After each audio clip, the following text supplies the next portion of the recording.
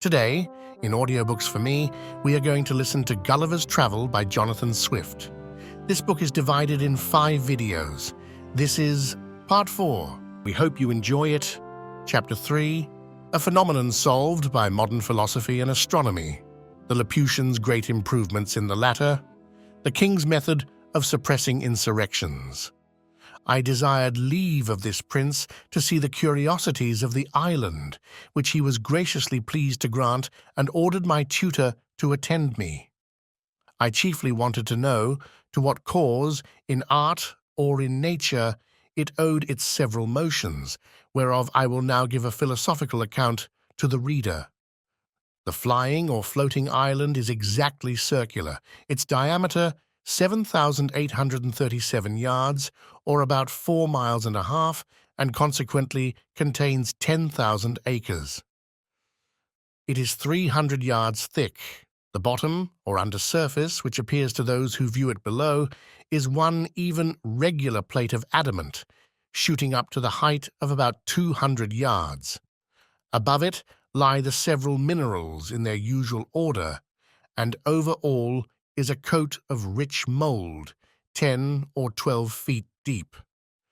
The declivity of the upper surface, from the circumference to the centre, is the natural cause why all the dews and rains which fall upon the island are conveyed in small rivulets toward the middle, where they are emptied into 4 large basins, each of about half a mile in circuit, and 200 yards distant from the centre.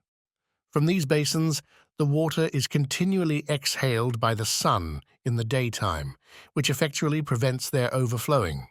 Besides, as it is in the power of the monarch to raise the island above the region of clouds and vapours, he can prevent the falling of dews and rain whenever he pleases. For the highest clouds cannot rise above 2 miles, as naturalists agree, at least they were never known to do so in that country.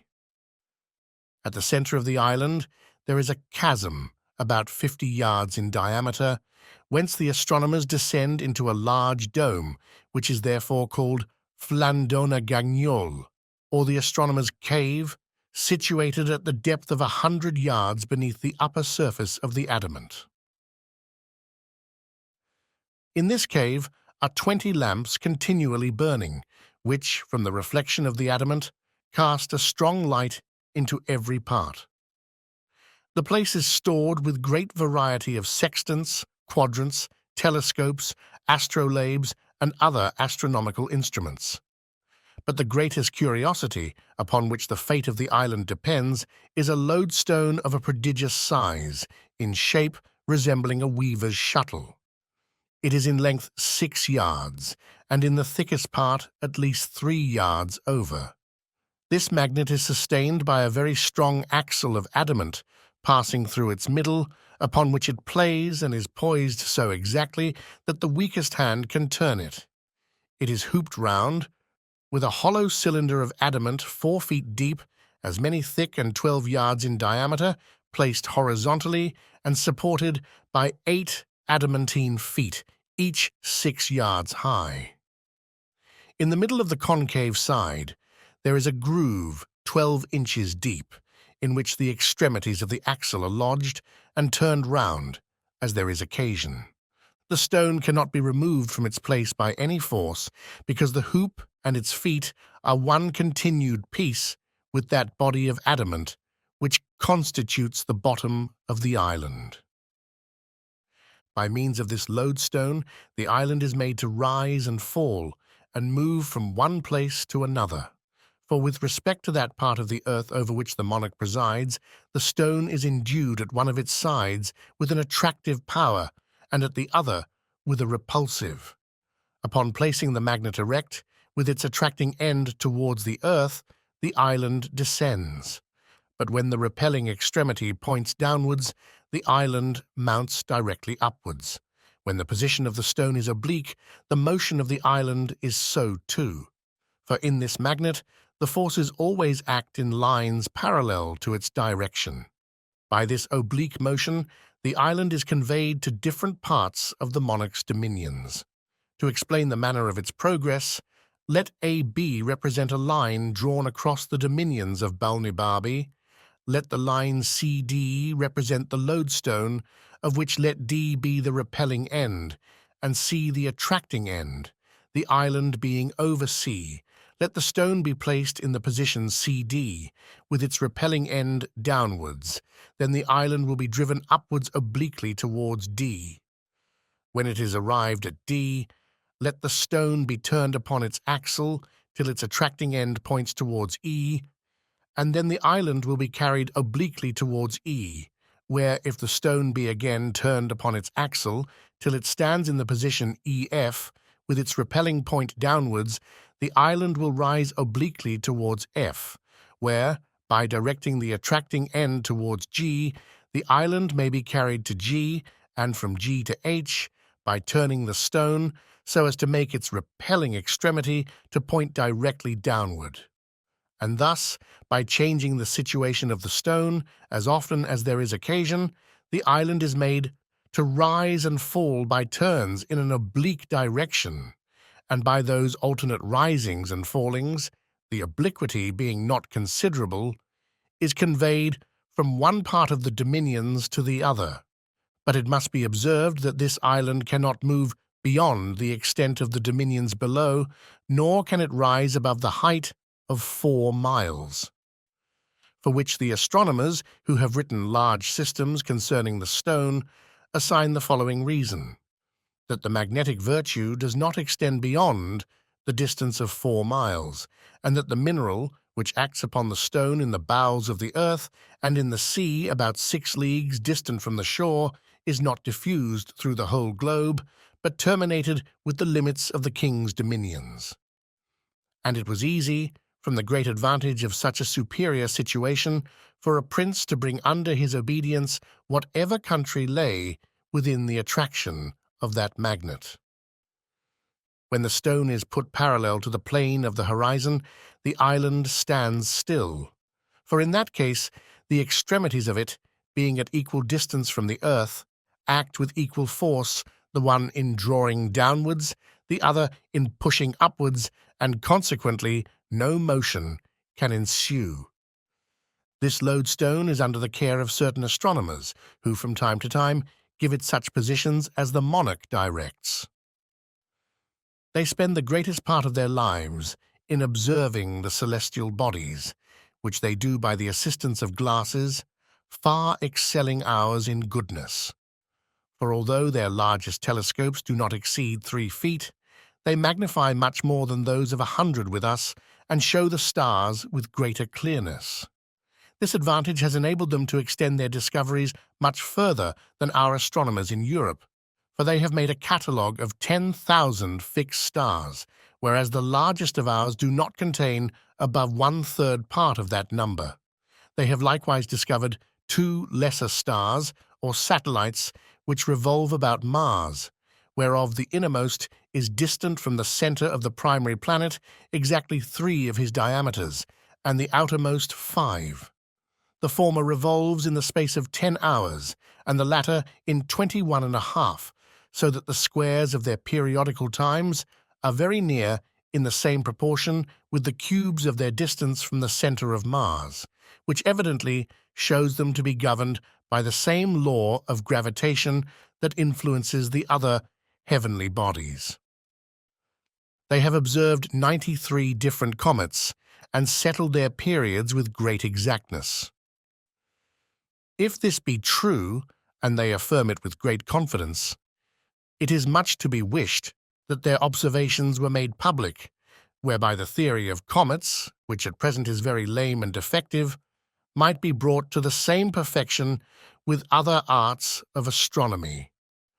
The king would be the most absolute prince in the universe if he could but prevail on a ministry to join with him, but these, having their estates below on the continent, and considering that the office of a favourite has a very uncertain tenure, would never consent to the enslaving of their country.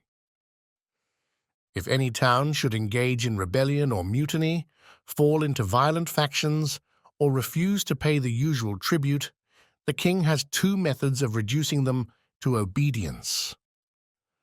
The first and the mildest course is, by keeping the island hovering over such a town and the lands about it, whereby he can deprive them of the benefit of the sun and the rain, and consequently afflict the inhabitants with dearth and diseases. And if the crime deserve it, they are at the same time pelted from above with great stones, against which they have no defence, but by creeping into cellars or caves, while the roofs of their houses are beaten to pieces.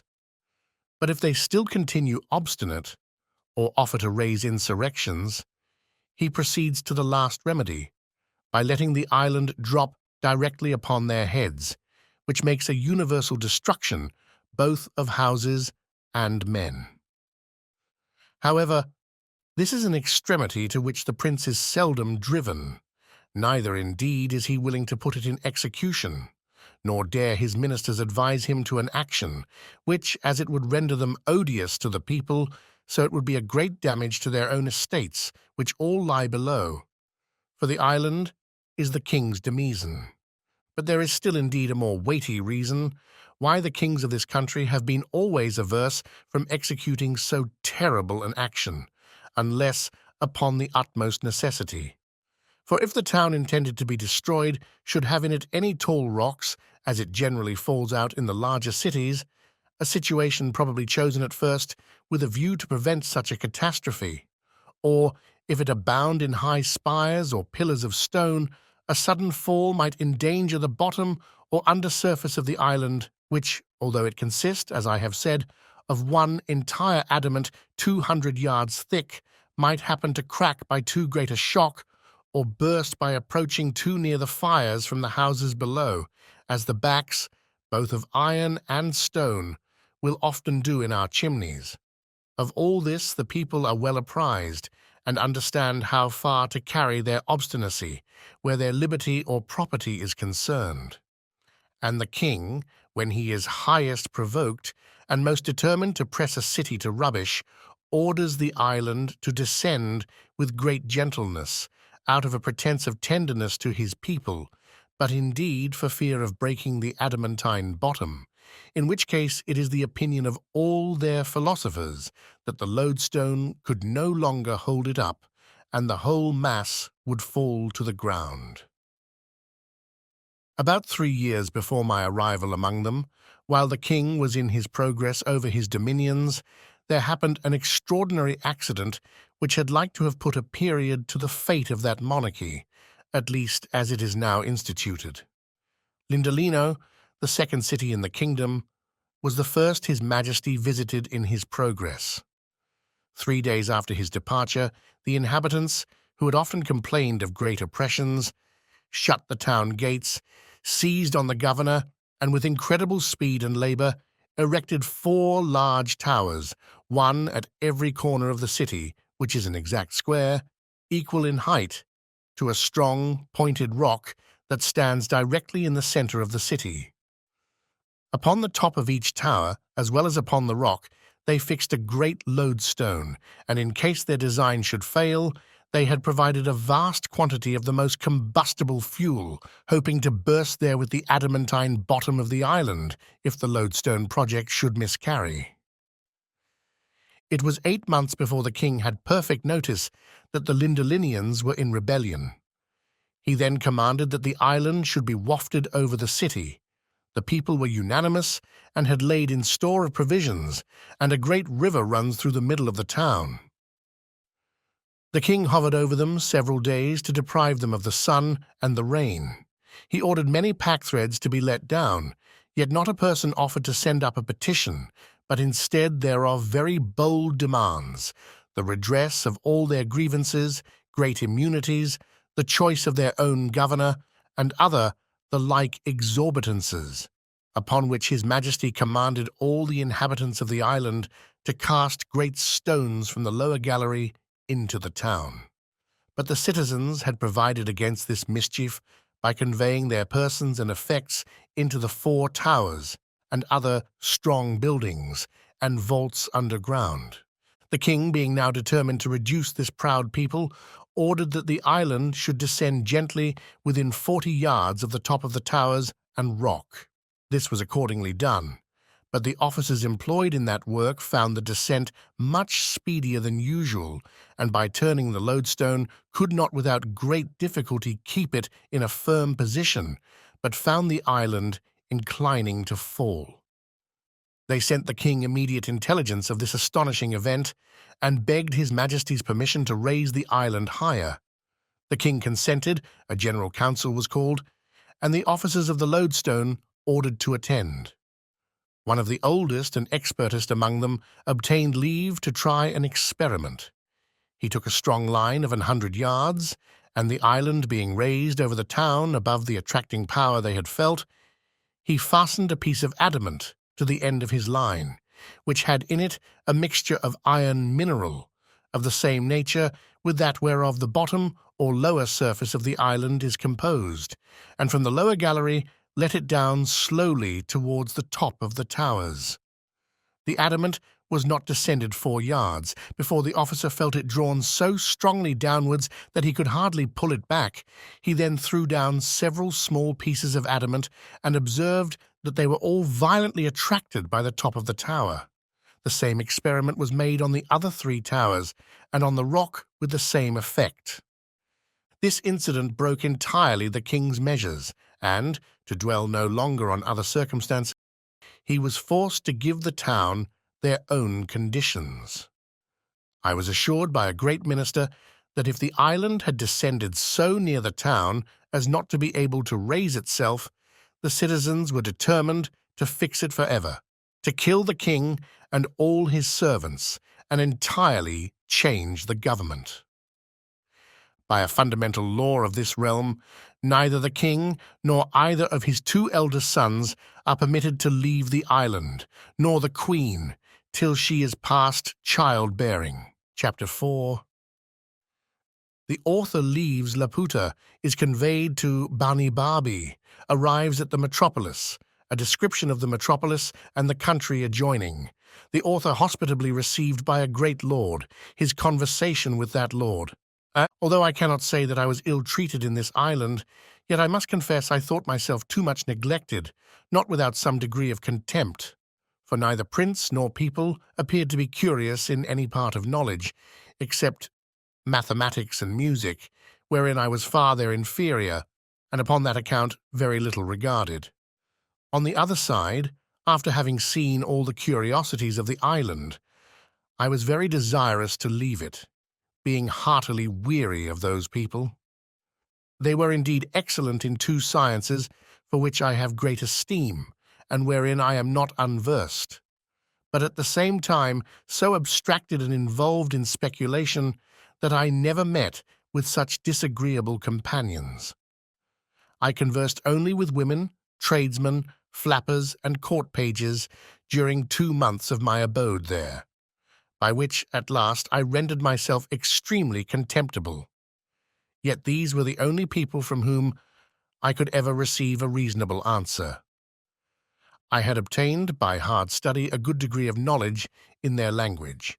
I was weary of being confined to an island where I received so little countenance, and resolved to leave it with the first opportunity. There was a great lord at court nearly related to the king, and for that reason alone used with respect. He was universally reckoned the most ignorant and stupid person among them.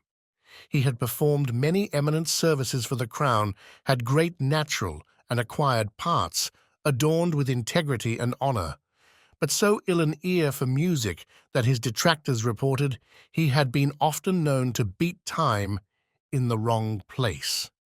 Neither could his tutors, without extreme difficulty, teach him to demonstrate the most easy proposition in the mathematics.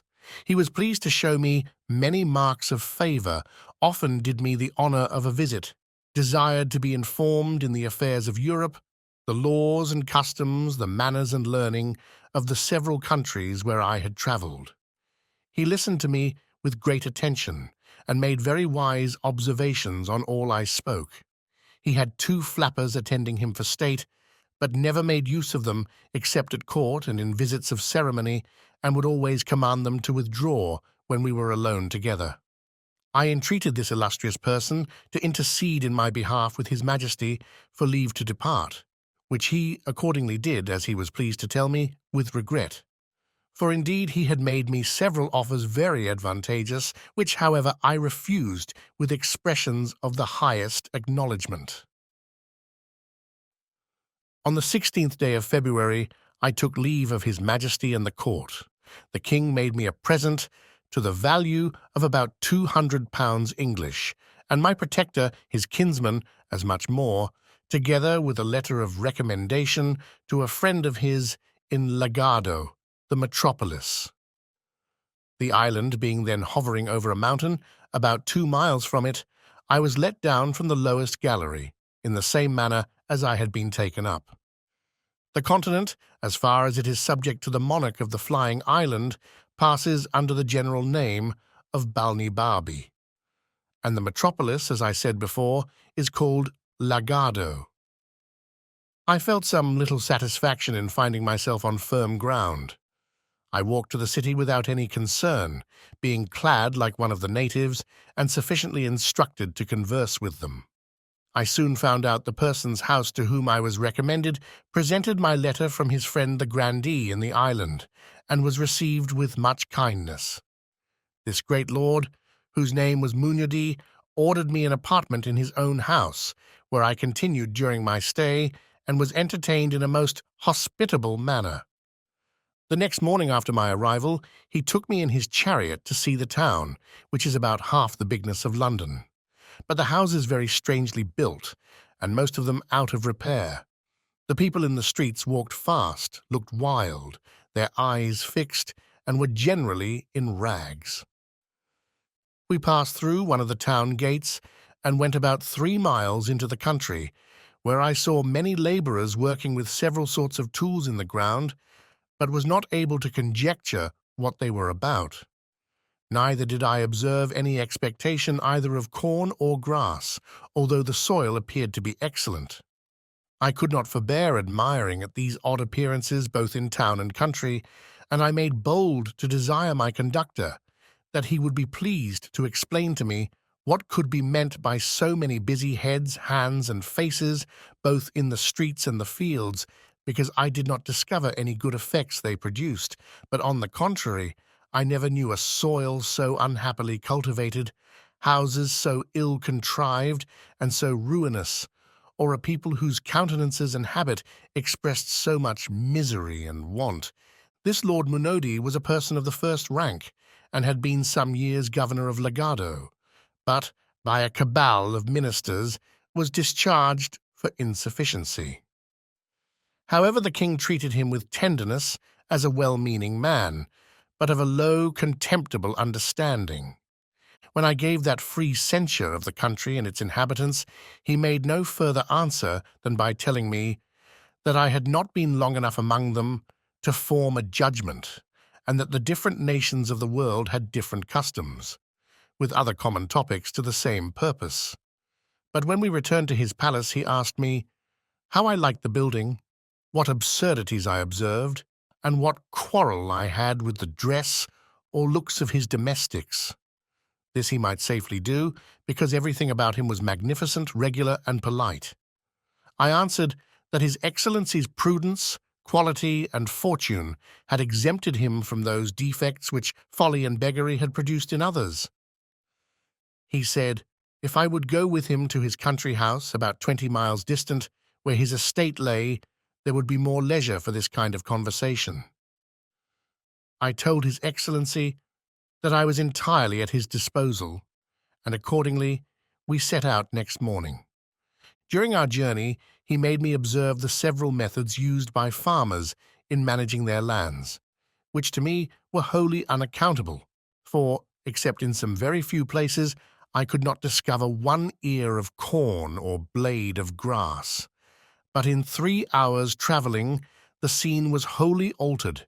We came into a most beautiful country, farmers' houses at small distances, neatly built, the fields enclosed, containing vineyards, corn grounds, and meadows. Neither do I remember to have seen a more delightful prospect.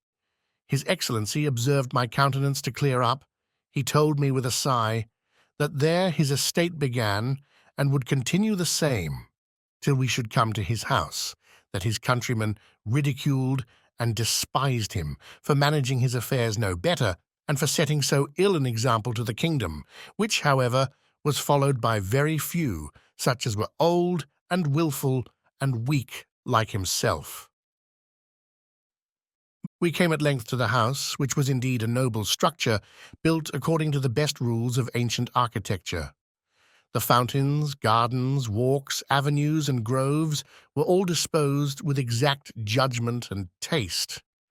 I gave due praises to everything I saw, whereof his excellency took not the least notice till after supper, when, there being no third companion, he told me with a very melancholy air that he doubted he must throw down his houses in town and country to rebuild them after the present mode, destroy all his plantations, and cast others into such a form as modern usage required, and give the same directions to all his tenants, unless he would submit to incur the censure of pride, singularity, affectation, ignorance, caprice, and perhaps increase his Majesty's displeasure.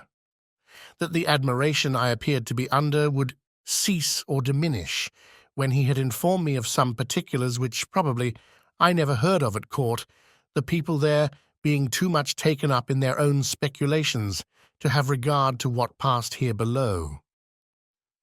The sum of his discourse was to this effect, that about 40 years ago certain persons went up to Laputa, either upon business or diversion, and, after 5 months' continuance, came back with a very little smattering in mathematics, but full of volatile spirits acquired in that airy region, that these persons, upon their return, began to dislike the management of everything below, and fell into schemes of putting all arts, sciences, languages, and mechanics upon a new foot.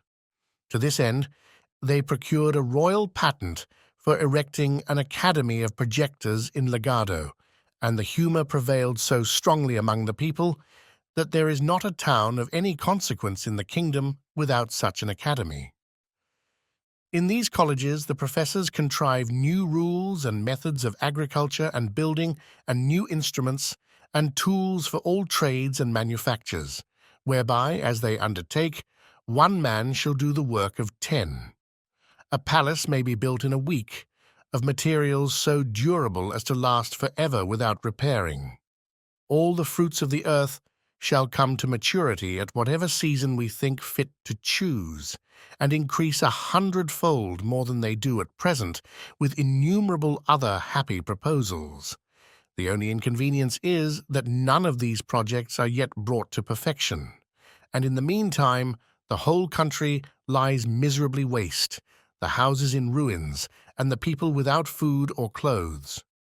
By all which, instead of being discouraged, they are 50 times more violently bent upon prosecuting their schemes, driven equally on by hope and despair, that as for himself, being not of an enterprising spirit, he was content to go on in the old forms, to live in the houses his ancestors had built, and act as they did in every part of life without innovation, that some few other persons of quality and gentry had done the same, but were looked on with an eye of contempt and ill will as enemies to art, ignorant, and ill commonwealth's men, preferring their own ease and sloth before the general improvement of their country. His lordship added that he would not, by any further particulars, prevent the pleasure I should certainly take in viewing the Grand Academy, whither he was resolved I should go.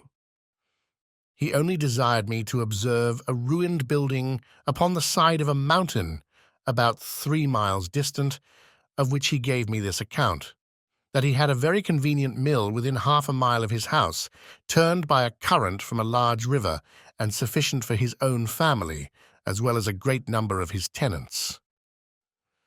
That about 7 years ago a club of those projectors came to him with proposals to destroy this mill and build another on the side of that mountain, on the long ridge whereof a long canal must be cut, for a repository of water, to be conveyed up by pipes and engines to supply the mill, because the wind and air upon a height agitated the water and thereby made it fitter for motion, and because the water, descending down a declivity, would turn the mill with half the current of a river whose course is more upon a level. He said that being then not very well with the court and pressed by many of his friends, he complied with the proposal. And after employing 100 men for 2 years, the work miscarried. The projectors went off, laying the blame entirely upon him, railing at him ever since, and putting others upon the same experiment with equal assurance of success as well as equal disappointment. In a few days we came back to town, and His Excellency, considering the bad character he had in the academy, would not go with me himself, but recommended me to a friend of his to bear me company thither. My lord was pleased to represent me as a great admirer of projects, and a person of much curiosity and easy belief, which, indeed, was not without truth, for I had myself been a sort of projector in my younger days. Chapter 5. The author permitted to see the Grand Academy of Legado. The academy largely described, the arts wherein the professors employ themselves. This academy is not an entire single building, but a continuation of several houses on both sides of a street which, growing waste, was purchased and applied to that use. I was received very kindly by the warden and went for many days to the academy. Every room has in it one or more projectors, and I believe I couldn't be in fewer than 500 rooms. The first man I saw was of a meagre aspect, with sooty hands and face, his hair and beard long, ragged, and singed in several places. His clothes, shirt, and skin were all of the same color. He had been 8 years upon a project for extracting sunbeams out of cucumbers, which were to be put in phials hermetically sealed and let out to warm the air in raw, inclement summers. He told me he did not doubt that in 8 years more he should be able to supply the governor's gardens with sunshine at a reasonable rate. But he complained that his stock was low and entreated me to give him something as an encouragement to ingenuity, especially since this had been a very dear season for cucumbers. I made him a small present, for my lord had furnished me with money on purpose, because he knew their practice of begging from all who go to see them. I went into another chamber, but was ready to hasten back, being almost overcome with a horrible stink. My conductor pressed me forward, conjuring me in a whisper to give no offence which would be highly resented, and therefore I durst not so much as stop my nose. The projector of this cell was the most ancient student of the academy. His face and beard were of a pale yellow, his hands and clothes daubed over with filth. When I was presented to him, he gave me a close embrace, a compliment I could well have excused.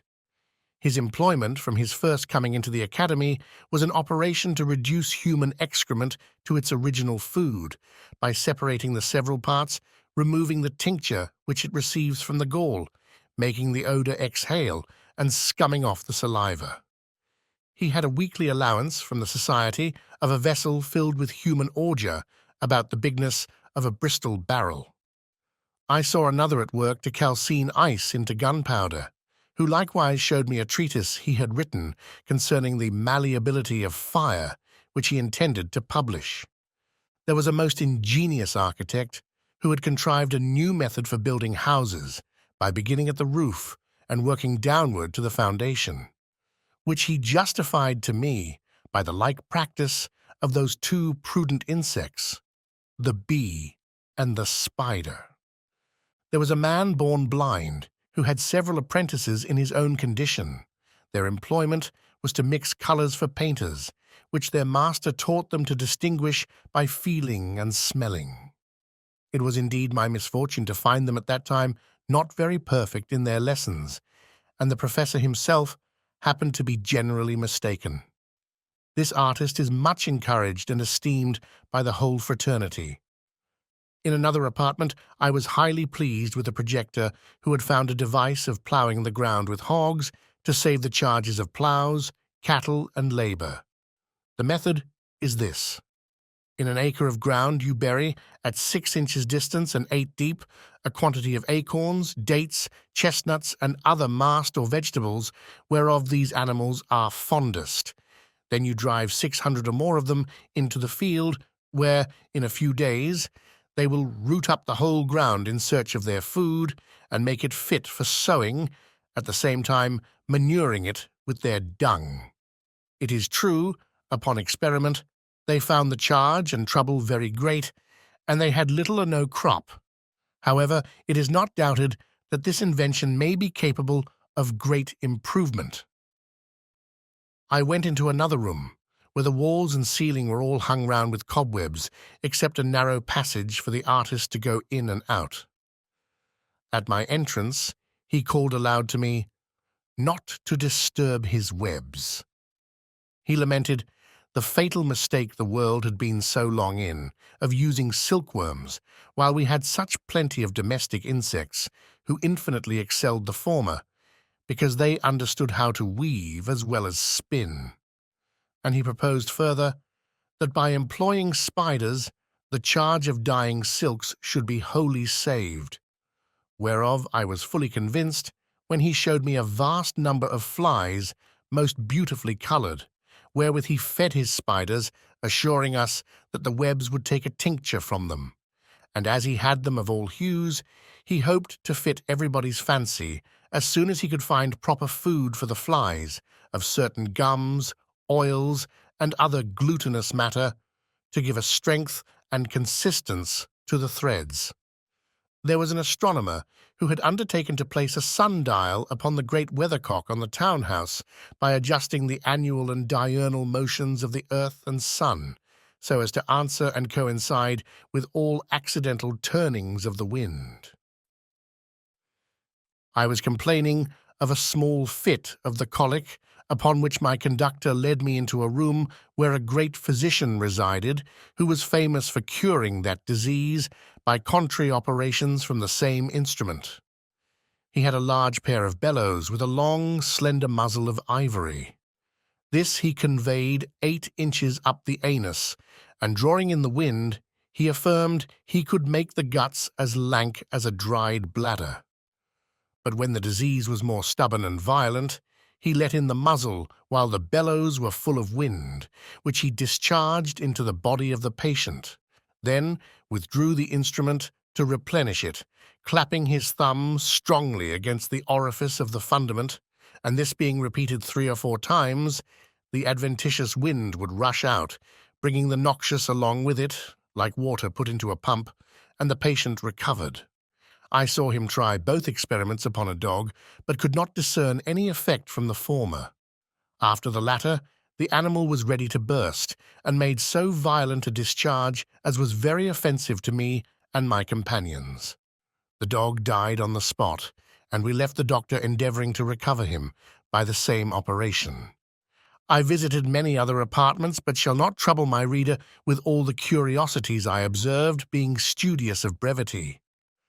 I had hitherto seen only one side of the academy, the other being appropriated to the advances of speculative learning, of whom I shall say something when I have mentioned one illustrious person more, who is called among them the universal artist. He told us he had been 30 years employing his thoughts for the improvement of human life. He had 2 large rooms full of wonderful curiosities and 50 men at work. Some were condensing air into a dry, tangible substance by extracting the niter and letting the aqueous or fluid particles percolate. Others softening marble for pillows and pincushions. Others petrifying the hooves of a living horse to preserve them from foundering.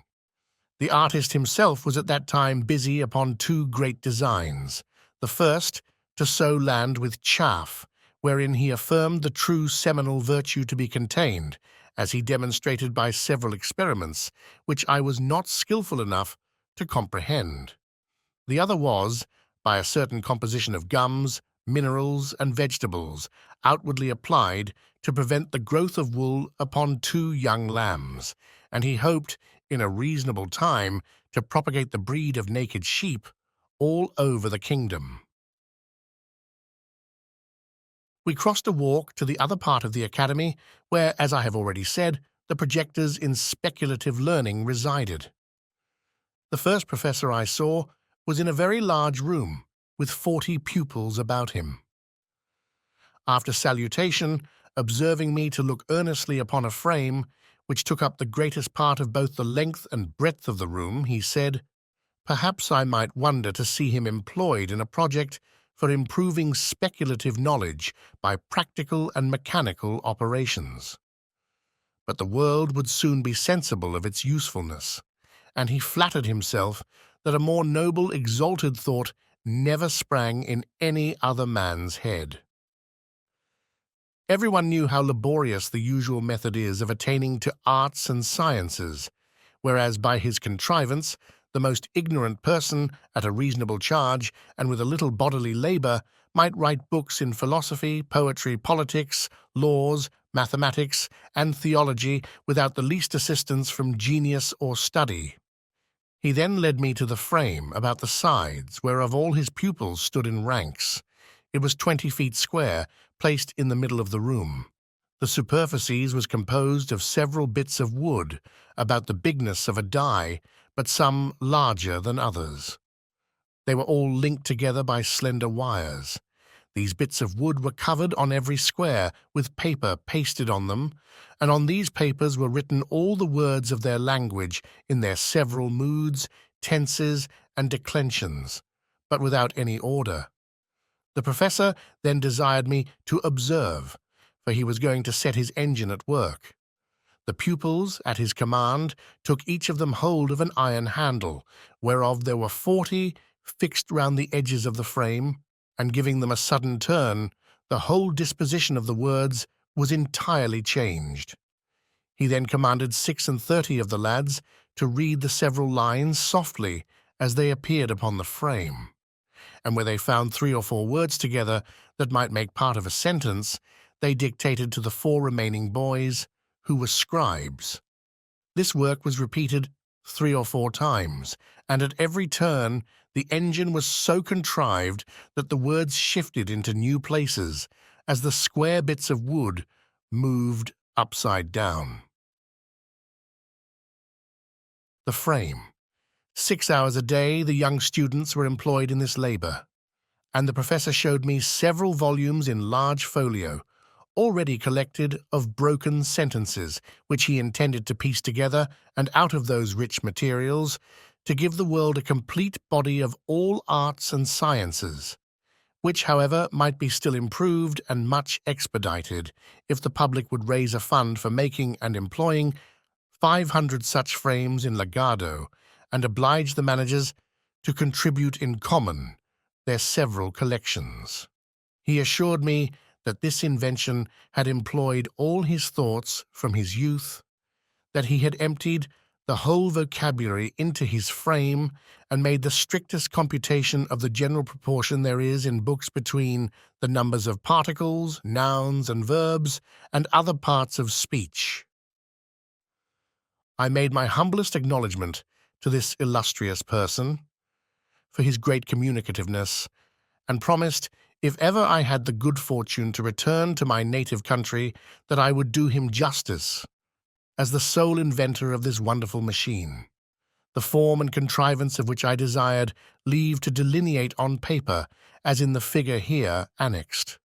I told him, although it were the custom of our learned in Europe to steal inventions from each other, who had thereby at least this advantage, that it became a controversy which was the right owner, yet I would take such caution that he should have the honour entire, without a rival. We next went to the School of Languages, where 3 professors sat in consultation upon improving that of their own country. The first project was to shorten discourse by cutting polysyllables into one, and leaving out verbs and participles because, in reality, all things imaginable are but nouns. The other project was a scheme for entirely abolishing all words whatsoever, and this was urged as a great advantage in point of health as well as brevity. For it is plain that every word we speak is in some degree a diminution of our lungs by corrosion, and consequently contributes to the shortening of our lives. An expedient was therefore offered that since words are only names for things, it would be more convenient for all men to carry about them such things as were necessary to express a particular business they are to discourse on. And this invention would certainly have taken place to the great ease as well as health of the subject if the women, in conjunction with the vulgar and illiterate, had not threatened to raise a rebellion unless they might be allowed the liberty to speak with their tongues after the manner of their forefathers. Such constant irreconcilable enemies to science are the common people. However, many of the most learned and wise adhere to the new scheme of expressing themselves by things, which has only this inconvenience attending it, that if a man's business be very great and of various kinds, he must be obliged, in proportion, to carry a greater bundle of things upon his back, unless he can afford 1 or 2 strong servants to attend him.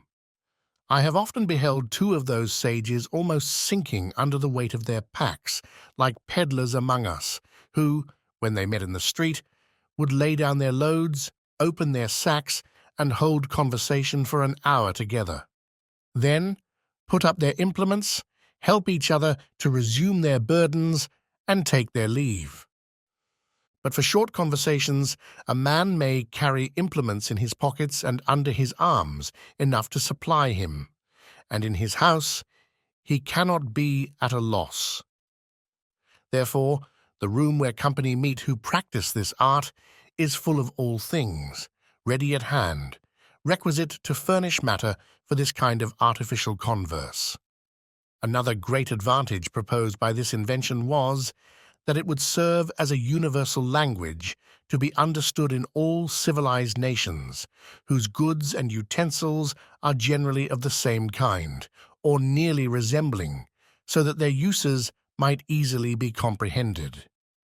And thus ambassadors would be qualified to treat with foreign princes or ministers of state to whose tongues they were utter strangers.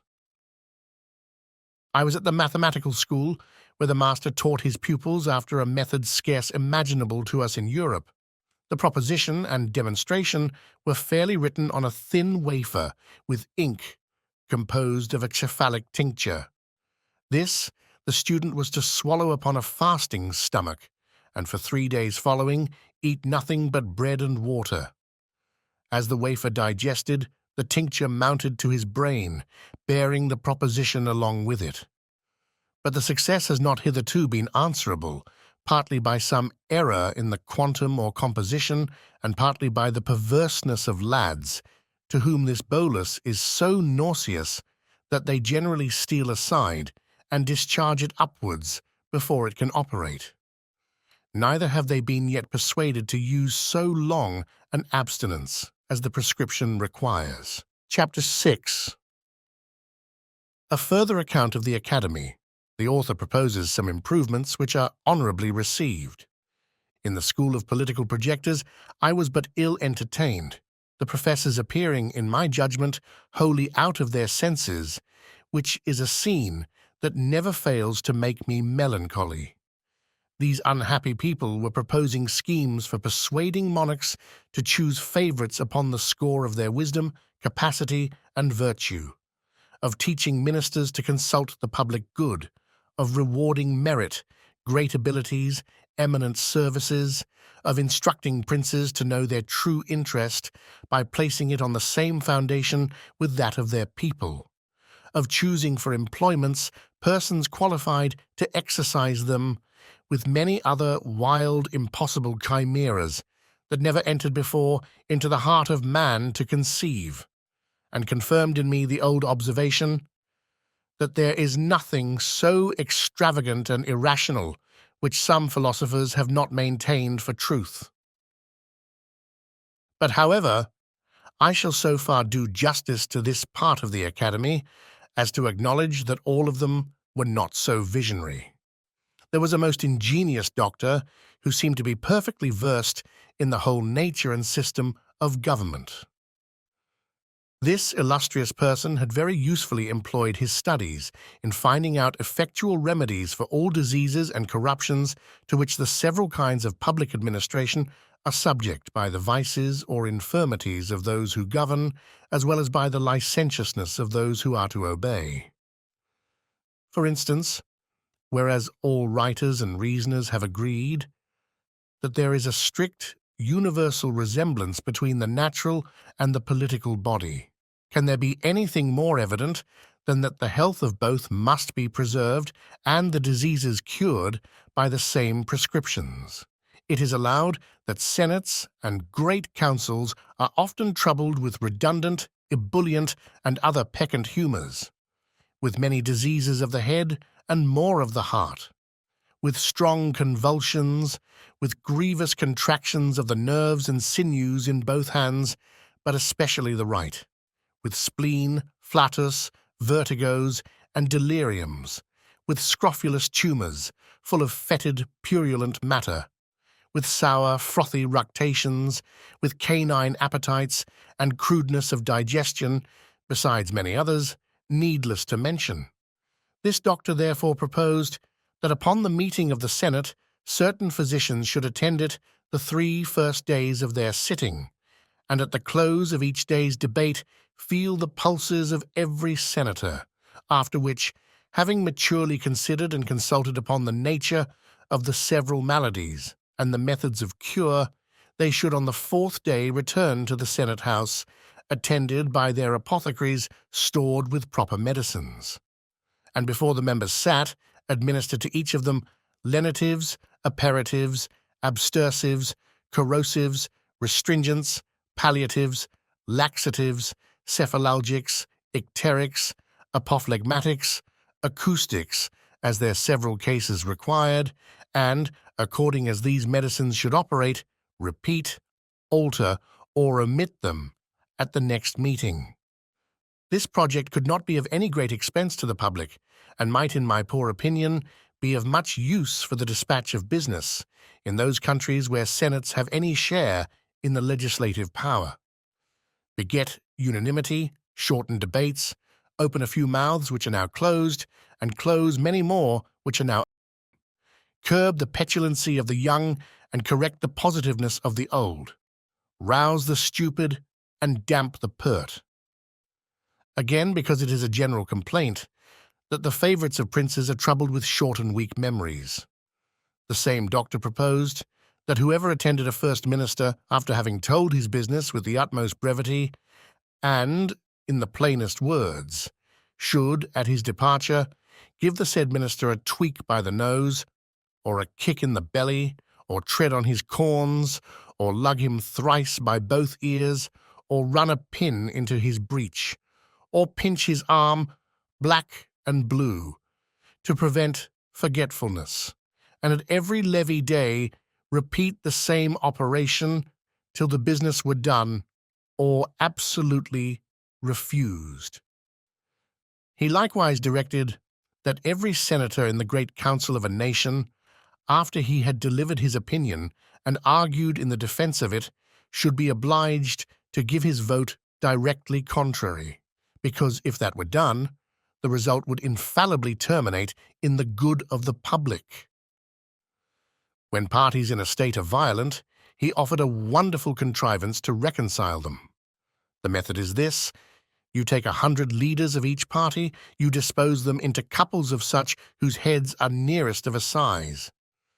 Then let 2 nice operators saw off the occiput of each couple at the same time, in such a manner that the brain may be equally divided. Let the occiputes thus cut off be interchanged, applying each to the head of his opposite party man. It seems indeed to be a work that requires some exactness, but the professor assured us that if it were dexterously performed, the cure would be infallible. For he argued thus, that the 2 half-brains being left to debate the matter between themselves within the space of one skull would soon come to a good understanding, and produce that moderation as well as regularity of thinking so much to be wished for in the heads of those who imagine they come into the world only to watch and govern its motion, and as to the difference of brains in quantity or quality among those who are directors in faction, the doctor assured us, from his own knowledge, that it was a perfect trifle. I heard a very warm debate between two professors about the most commodious and effectual ways and means of raising money without grieving the subject. The first affirmed the justest method would be to lay a certain tax upon vices and folly, and the sum fixed upon every man to be rated after the fairest manner by a jury of his neighbours. The second was of an opinion directly contrary, to tax those qualities of body and mind, for which men chiefly value themselves, the rate to be more or less, according to the degrees of excelling, the decision whereof should be left entirely to their own breast. The highest tax was upon men who are the greatest favourites of the other sex, and the assessments, according to the number and nature of the favours they have received, for which they are allowed to be their own vouchers. Wit, valour, and politeness were likewise proposed to be largely taxed, and collected in the same manner by every person's giving his own word for the quantum of what he possessed. But as to honour, justice, wisdom, and learning, they should not be taxed at all, because they are qualifications of so singular a kind that no man will either allow them in his neighbour or value them in himself. The women were proposed to be taxed according to their beauty and skill in dressing, wherein they had the same privilege with the men, to be determined by their own judgment. But constancy, chastity, good sense, and good nature were not rated, because they would not bear the charge of collecting. To keep senators in the interest of the crown, it was proposed that the members should raffle for employments, every man first taking an oath and giving security that he would vote for the court, whether he won or not, after which the losers had, in their turn, the liberty of raffling upon the next vacancy. Thus, hope and expectation would be kept alive. None would complain of broken promises, but impute their disappointments wholly to fortune, whose shoulders are broader and stronger than those of a ministry. Another professor showed me a large paper of instructions for discovering plots and conspiracies against the government.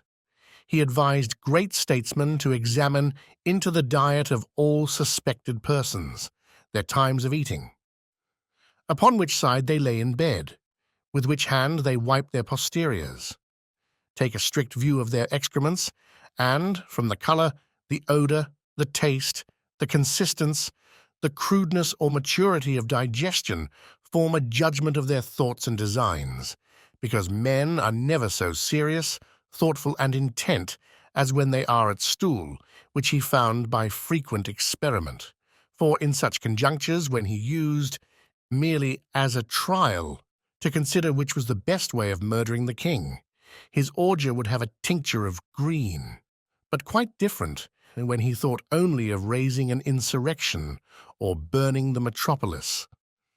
The whole discourse was written with great acuteness, containing many observations both curious and useful for politicians, but, as I conceived, not altogether complete. This I ventured to tell the author, and offered, if he pleased, to supply him with some additions. He received my proposition with more compliance than is usual among writers, especially those of the projecting species, professing he would be glad to receive further information. I told him that in the kingdom of Tribnia, by the natives called Langdon, where I had sojourned some time in my travels, the bulk of the people consist in a manner wholly of discoverers, witnesses, informers, accusers, prosecutors, evidences, swearers, together with their several subservient and subaltern instruments, all under the colours, the conduct, and the pay of ministers of state and their deputies. The plots in that kingdom are usually the workmanship of those persons who desire to raise their own characters of profound politicians, to restore new vigour to a crazy administration, to stifle or divert general discontents, to fill their coffers with forfeitures, and raise or sink the opinion of public credit, as either shall best answer their private advantage. It is first agreed and settled among them what suspected persons shall be accused of a plot. Then effectual care is taken to secure all their letters and papers and put the owners in chains. These papers are delivered to a set of artists, very dexterous in finding out the mysterious meanings of words, syllables, and letters.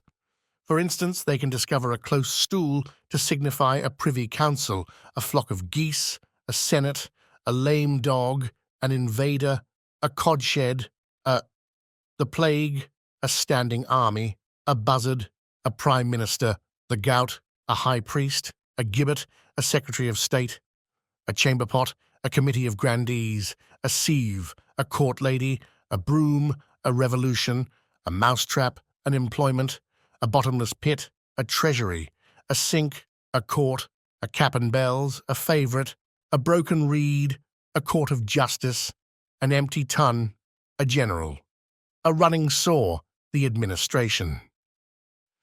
When this method fails, they have two others more effectual, which the learned among them call acrostics and anagrams. First, they can decipher all initial letters into political meanings. Thus, N shall signify a plot, B a regiment of horse, L a fleet at sea, or secondly, by transposing the letters of the alphabet in any suspected paper, they can lay open the deepest designs of a discontented party. So, for example, if I should say in a letter to a friend, "Our brother Tom has just got the piles," a skilful decipherer would discover that the same letters which compose that sentence may be analyzed into the following words: resist, a plot is brought home, the tour, and this is the anagrammatic method. The professor made me great acknowledgments for communicating these observations and promised to make honourable mention of me in his treatise. I saw nothing in this country that could invite me to a longer continuance and began to think of returning home to England. Chapter 7. The author leaves Lagado, arrives at Maldonado. No ship ready. He takes a short voyage to Glubbdubdrib. His reception by the governor. The continent, of which this kingdom is a part, extends itself, as I have reason to believe, eastward, to that unknown tract of America westward of California, and north to the Pacific Ocean, which is not above 150 miles from Lagado, where there is a good port and much commerce with the great island of Lugnag, situated to the northwest about 29 degrees north latitude and 140 longitude. This island of Lugnag stands southeastward of Japan, about 100 leagues distant. There is a strict alliance between the Japanese emperor and the king of Lugnag, which affords frequent opportunities of sailing from one island to the other. I determined, therefore, to direct my course this way in order to direct my return to Europe. I hired 2 mules with a guide to show me the way and carry my small baggage. I took leave of my noble protector, who had shown me so much favour and made me a generous present at my departure. My journey was without any accident or adventure worth relating. When I arrived at the port of Maldonado, for so it is called, there was no ship in the harbour bound for Lugnag, nor likely to be in some time. The town is about as large as Portsmouth. I soon fell into some acquaintance and was very hospitably received. A gentleman of distinction said to me that since the ships bound for Lugnag could not be ready in less than a month, it might be no disagreeable amusement for me to take a trip to the little island of Glubbdubdrib, about 5 leagues off to the southwest. He offered himself and a friend to accompany me, and that I should be provided with a small convenient bark for the voyage. Glubbdubdrib, as nearly as I can interpret the word, signifies the island of sorcerers or magicians. It is about 1/3 as large as the Isle of Wight, and extremely fruitful. It is governed by the head of a certain tribe, who are all magicians. This tribe marries only among each other, and the eldest in succession is prince or governor. He has a noble palace and a park of about 3,000 acres, surrounded by a wall of hewn stone 20 feet high. In this park are several small enclosures for cattle, corn, and gardening. The governor and his family are served and attended by domestics of a kind somewhat unusual. By his skill in necromancy, he has a power of calling whom he pleases from the dead, and commanding their service for 24 hours, but no longer, nor can he call the same persons up again in less than 3 months, except upon very extraordinary occasions. When we arrived at the island, which was about 11 in the morning, one of the gentlemen who accompanied me went to the governor and desired admittance for a stranger who came on purpose to have the honor of attending on his highness. This was immediately granted, and we all three entered the gate of the palace between 2 rows of guards, armed and dressed after a very antic manner, and with something in their countenances that made my flesh creep with a horror I cannot express. We passed through several apartments between servants of the same sort, ranked on each side as before, till we came to the chamber of presence, where, after 3 profound obeisances and a few general questions, we were permitted to sit on 3 stools near the lowest step of His Highness's throne. He understood the language of Balnibarbi, although it was different from that of this island. He desired me to give him some account of my travels, and to let me see that I should be treated without ceremony. He dismissed all his attendants with a turn of his finger, at which, to my great astonishment, they vanished in an instant, like visions in a dream when we awake on a sudden. I could not recover myself in some time, till the governor assured me that I should receive no hurt. And observing my 2 companions to be under no concern, who had been often entertained in the same manner, I began to take courage, and related to His Highness a short history of my several adventures, yet not without some hesitation, and frequently looking behind me to the place where I had seen those domestic spectres.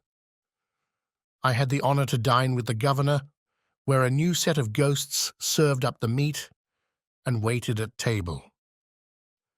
I now observed myself to be less terrified than I had been in the morning. I stayed till sunset, but humbly desired His Highness to excuse me for not accepting his invitation of lodging in the palace. My 2 friends and I lay at a private house in the town adjoining, which is the capital of this little island, and the next morning we returned to pay our duty to the governor as he was pleased to command us. After this manner, we continued in the island for 10 days, most part of every day with the governor, and at night in our lodging. I soon grew so familiarized to the sight of spirits that after the 3rd or 4th time they gave me no emotion at all, or if I had any apprehensions left, my curiosity prevailed over them. For His Highness, the governor ordered me to call up whatever persons I would choose to name, and in whatever numbers among all the dead from the beginning of the world to the present time, and command them to answer any questions I should think fit to ask, with this condition, that my questions must be confined within the compass of the times they lived in. And one thing I might depend upon, that they would certainly tell me the truth, for lying was a talent of no use in the lower world. I made my humble acknowledgments to His Highness for so great a favour. We were in a chamber from whence there was a fair prospect into the park, and because my first inclination was to be entertained with scenes of pomp and magnificence, I desired to see Alexander the Great at the head of his army, just after the battle of Arbela, which, upon a motion of the governor's finger, immediately appeared in a large field under the window where we stood. Alexander was called up into the room. It was with great difficulty that I understood his Greek and had but little of my own. He assured me upon his honor that he was not poisoned, but died of a bad fever by excessive drinking. Next, I saw Hannibal passing the Alps, who told me he had not a drop of vinegar in his camp. I saw Caesar and Pompey at the head of their troops, just ready to engage.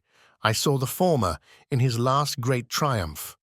I desired that the Senate of Rome might appear before me in one large chamber, and an assembly of somewhat a later age in counterview in another. The first seemed to be an assembly of heroes and demigods, the other a knot of peddlers, pickpockets, highwaymen, and bullies. The governor, at my request, gave the sign for Caesar and Brutus to advance towards us.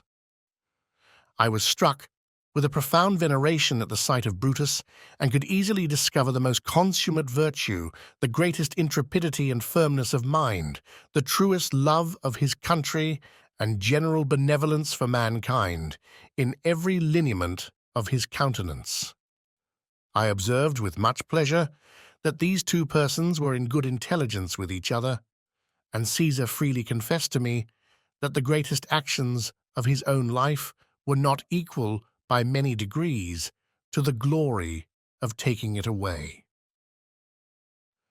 I had the honor to have much conversation with Brutus, and was told that his ancestor Junius, Socrates, Epaminondas, Cato the Younger, Sir Thomas More, and himself were perpetually together, a sextumvirate to which all the ages of the world cannot add a seventh.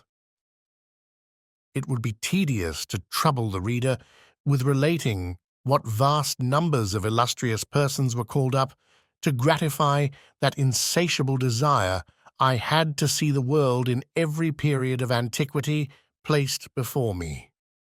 I chiefly fed my eyes with beholding the destroyers of tyrants and usurpers, and the restorers of liberty to oppressed and injured nations. But it is impossible to express the satisfaction I received in my own mind, after such a manner as to make it a suitable entertainment to the reader. Chapter 8. A further account of Glubbdubdrib, ancient and modern history corrected. Having a desire to see those ancients who were most renowned for wit and learning, I set apart one day on purpose.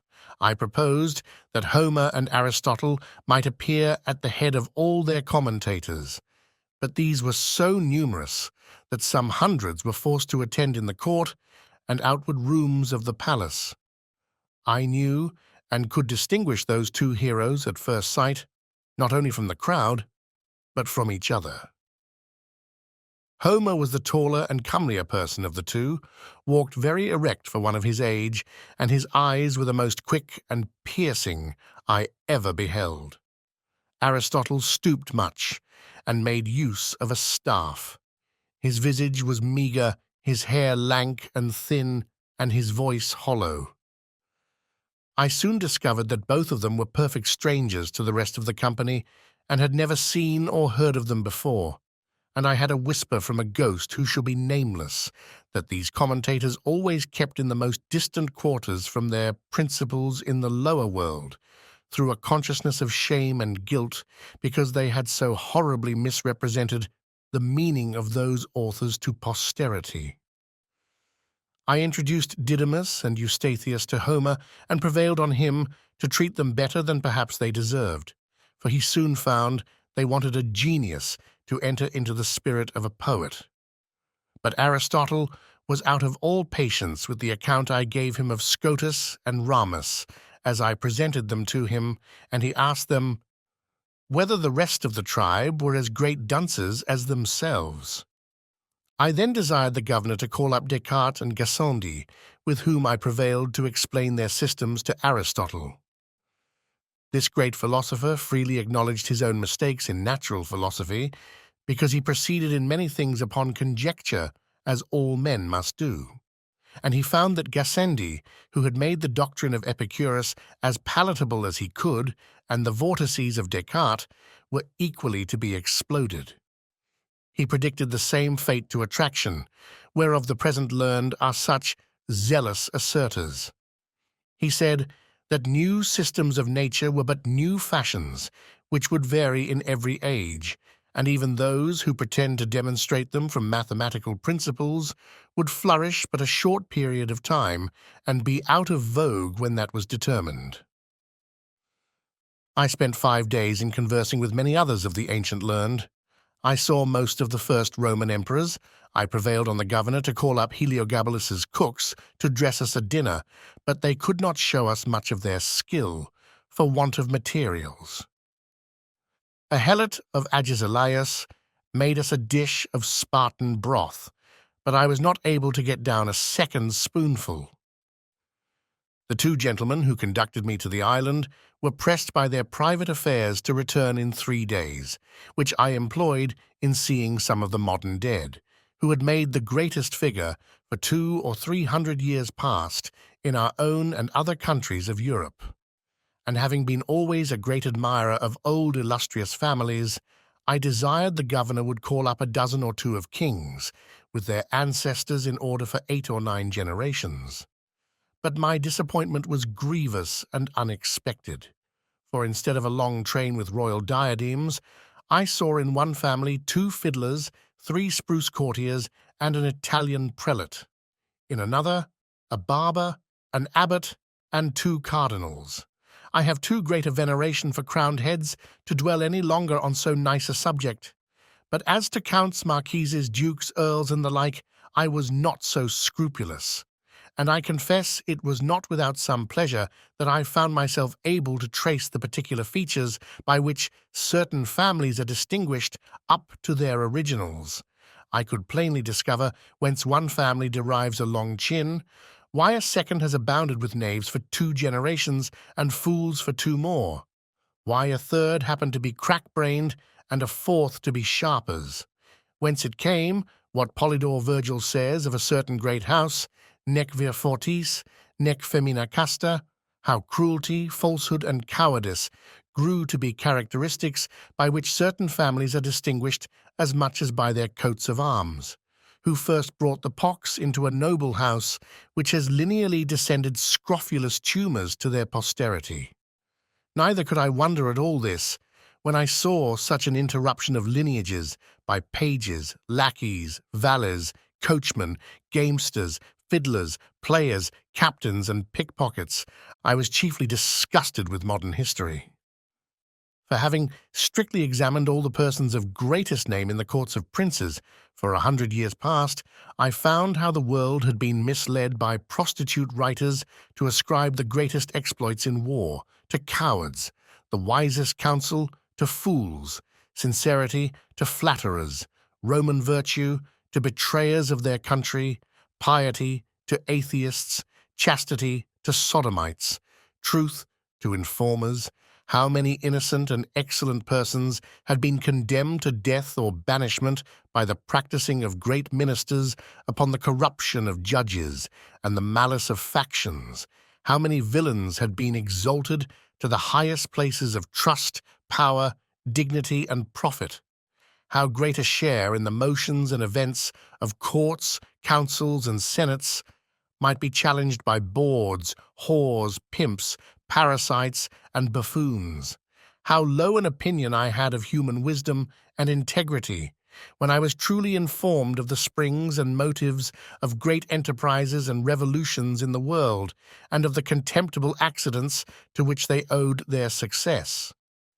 Here I discovered the roguery and ignorance of those who pretend to write anecdotes or secret history, who send so many kings to their graves with a cup of poison, will repeat the discourse between a prince and chief minister where no witness was by, unlock the thoughts and cabinets of ambassadors and secretaries of state, and have the perpetual misfortune to be mistaken.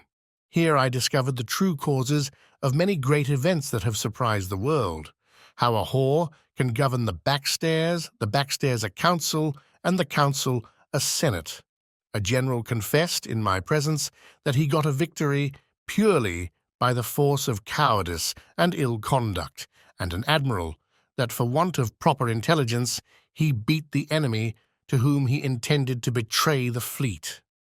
3 kings protested to me that in their whole reigns they never did once prefer any person of merit, unless by mistake or treachery of some minister in whom they confided. Neither would they do it if they were to live again. And they showed with great strength of reason that the royal throne could not be supported without corruption, because that positive, confident, restive temper which virtue infused into a man was a perpetual clog to public business. I had the curiosity to inquire in a particular manner by what methods great numbers had procured to themselves high titles of honour and prodigious estates, and I confined my inquiry to a very modern period, however, without grating upon present times, because I would be sure to give no offence even to foreigners, for I hope the reader need not be told that I do not in the least intend my own country in what I say upon this occasion. A great number of persons concerned were called up, and, upon a very slight examination, discovered such a scene of infamy that I cannot reflect upon it without some seriousness. Perjury, oppression, subornation, fraud, panderism, and the like infirmities were among the most excusable arts they had to mention, and for these I gave, as it was reasonable, great allowance. But when some confessed, they owed their greatness and wealth to sodomy or incest, others to the prostituting of their own wives and daughters, others to the betraying of their country or their prince, some to poisoning, more to the perverting of justice in order to destroy the innocent.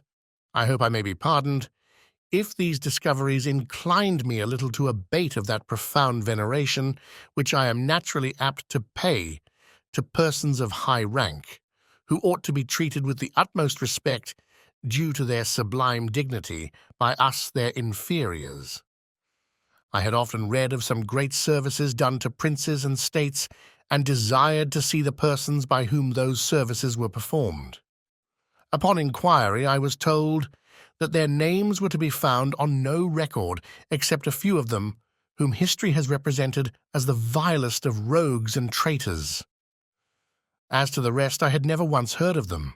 They all appeared with dejected looks and in the meanest habit, most of them telling me they died in poverty and disgrace, and the rest on a scaffold or a gibbet. Among others, there was one person whose case appeared a little singular. He had a youth about 18 years old standing by his side. He told me he had for many years been commander of a ship, and in the sea fight at Actium had the good fortune to break through the enemy's great line of battle, sink 3 of their capital ships, and take a 4th, which was the sole cause of Antony's flight and of the victory that ensued, that the youth standing by him, his only son, was killed in the action. He added that upon the confidence of some merit, the war being at an end, he went to Rome and solicited at the court of Augustus to be preferred to a greater ship, whose commander had been killed. But without any regard to his pretensions, it was given to a boy who had never seen the sea, the son of Libitina, who waited on one of the emperor's mistresses. Returning back to his own vessel, he was charged with neglect of duty, and the ship given to a favourite page of Publicola, the vice-admiral, whereupon he retired to a poor farm at a great distance from Rome, and there ended his life. I was so curious to know the truth of this story that I desired Agrippa might be called, who was admiral in that fight. He appeared and confirmed the whole account, but with much more advantage to the captain, whose modesty had extenuated or concealed a great part of his merit. I was surprised to find corruption grown so high and so quick in that empire by the force of luxury so lately introduced, which made me less wonder at many parallel cases in other countries, where vices of all kinds have reigned so much longer, and where the whole praise, as well as pillage, has been engrossed by the chief commander, who perhaps had the least title to either. As every person called up made exactly the same appearance he had done in the world, it gave me melancholy reflections to observe how much the race of humankind was degenerated among us within these 100 years past, how the pox, under all its consequences and denominations, had altered every lineament of an English countenance, shortened the size of bodies, unbraced the nerves, relaxed the sinews and muscles, introduced a sallow complexion, and rendered the flesh loose and rancid. I descended so low as to desire some English yeoman of the old stamp might be summoned to appear, once so famous for the simplicity of their manners, diet, and dress, for justice in their dealings, for their true spirit of liberty, for their valor and love of their country. Neither could I be wholly unmoved, after comparing the living with the dead, when I considered how all these pure native virtues were prostituted for a piece of money by their grandchildren, who, in selling their votes and managing at elections, have acquired every vice and corruption that can possibly be learned in a court. Chapter 9. The author returns to Maldonado. Sails to the kingdom of Lugnag. The author confined. He is sent for to court. The manner of his admittance. The king's great lenity to his subjects. The day of our departure being come, I took leave of His Highness, the governor of Glubdubdrib, and returned with my 2 companions to Maldonado, where, after a fortnight's waiting, a ship was ready to sail for Lugnag. The 2 gentlemen and some others were so generous and kind as to furnish me with provisions and see me on board. I was a month in this voyage. We had one violent storm, and were under a necessity of steering westward to get into the trade wind, which holds for above 60 leagues. On the 21st of April, 1708, we sailed into the river of Klumengnig, which is a seaport town at the southeast point of Lugnag. We cast anchor within a league of the town, and made a signal for a pilot. 2 of them came on board in less than half an hour, by whom we were guided between certain shoals and rocks, which are very dangerous in the passage, to a large basin where a fleet may ride in safety within a cable's length of the town wall.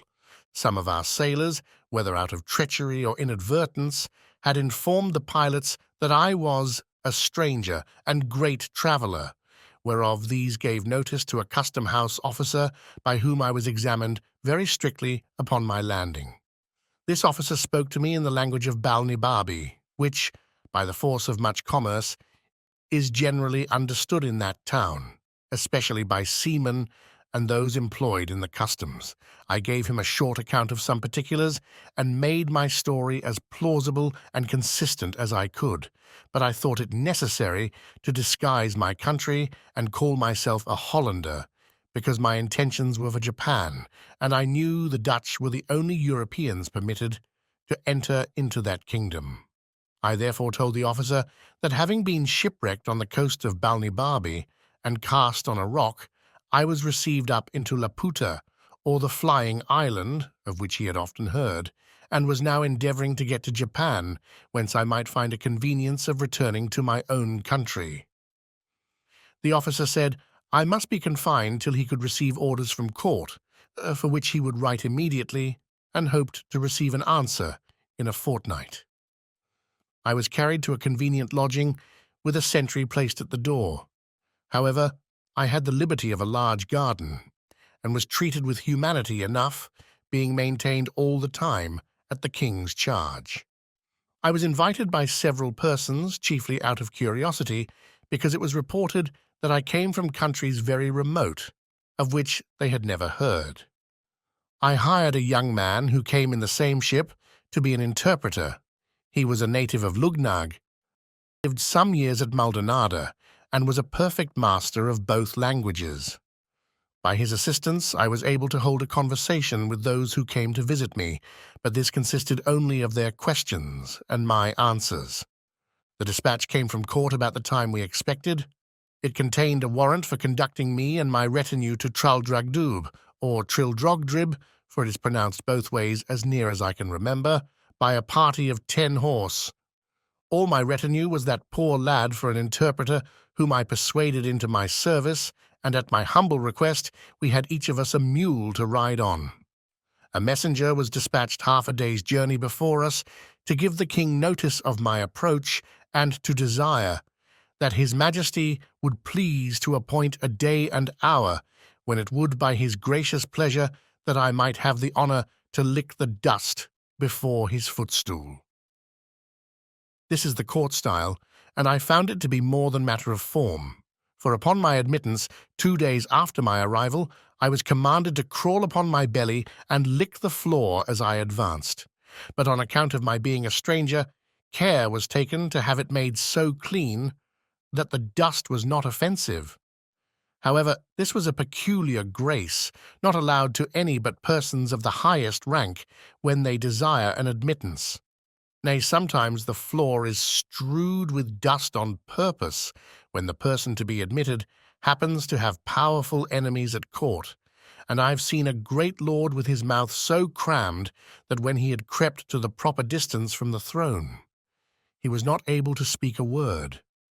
Neither is there any remedy, because it is capital for those who receive an audience to spit or wipe their mouths in his Majesty's presence. There is indeed another custom which I cannot altogether approve of. When the king has a mind to put any of his nobles to death in a gentle, indulgent manner, he commands the floor to be strewed with a certain brown powder of a deadly composition, which being licked up, infallibly kills him in 24 hours. But in justice to this prince's great clemency, and the care he has of his subjects' lives, wherein it were much to be wished that the monarchs of Europe would imitate him, it must be mentioned for his honour that strict orders are given to have the infected parts of the floor well washed after every such execution, which, if his domestics neglect, they are in danger of incurring his royal displeasure.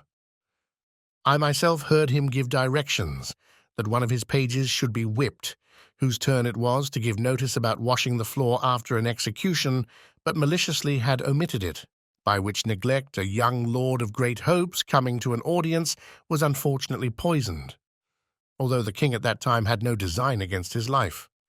But this good prince was so gracious as to forgive the poor page his whipping, upon promise that he would do so no more without special orders. To return from this digression. When I had crept within 4 yards of the throne, I raised myself gently upon my knees, and then striking my forehead 7 times against the ground, I pronounced the following words, as they had been taught me the night before: Ikpling glofthrob, squitzerum, blyup mlashnalt, zwin nodbalguf, sliopad, gurdlub asht. This is the compliment, established by the laws of the land, for all persons admitted to the king's presence. It may be rendered into English thus: May your celestial majesty outlive the sun 11 moons and a half. To this the king returned some answer, which, although I could not understand, yet I replied as I had been directed, Fluft drin yaleric dwuldum prastrad meerpush, which properly signifies, my tongue is in the mouth of my friend, and by this expression was meant that I desired leave to bring my interpreter. Whereupon the young man already mentioned was accordingly introduced, by whose intervention I answered as many questions as His Majesty could put in above an hour. I spoke in the Balnibarbian tongue, and my interpreter delivered my meaning in that of Lugnag. The king was much delighted with my company, and ordered his Blifmarklub, or High Chamberlain, to appoint a lodging in the court for me and my interpreter, with a daily allowance for my table, and a large purse of gold for my common expenses. I stayed 3 months in this country, out of perfect obedience to His Majesty, who was pleased highly to favour me and made me very honourable offers. But I thought it more consistent with prudence and justice to pass the remainder of my days with my wife and family. Chapter 10. The Lugnagians commended. A particular description of the Struldbrugs, with many conversations between the author and some eminent persons on that subject. The Lugnagians are a polite and generous people, and although they are not without some share of that pride which is peculiar to all Eastern countries, yet they show themselves courteous to strangers, especially such who are countenanced by the court. I had many acquaintance, and among persons of the best fashion, and being always attended by my interpreter, the conversation we had was not disagreeable. One day, in much good company, I was asked by a person of quality whether I had seen any of their struldbrugs or immortals. I said I had not, and desired he would explain to me what he meant by such an appellation applied to a mortal creature. He told me that sometimes, though very rarely, a child happened to be born in a family with a red circular spot in the forehead, directly over the left eyebrow, which was an infallible mark that it should never die. The spot, as he described it, was about the compass of a silver threepence, but in the course of time grew larger and changed its colour, for at 12 years old it became green, so continued till 25, then turned to a deep blue. At 45 it grew coal black and as large as an English shilling, but never admitted any further alteration.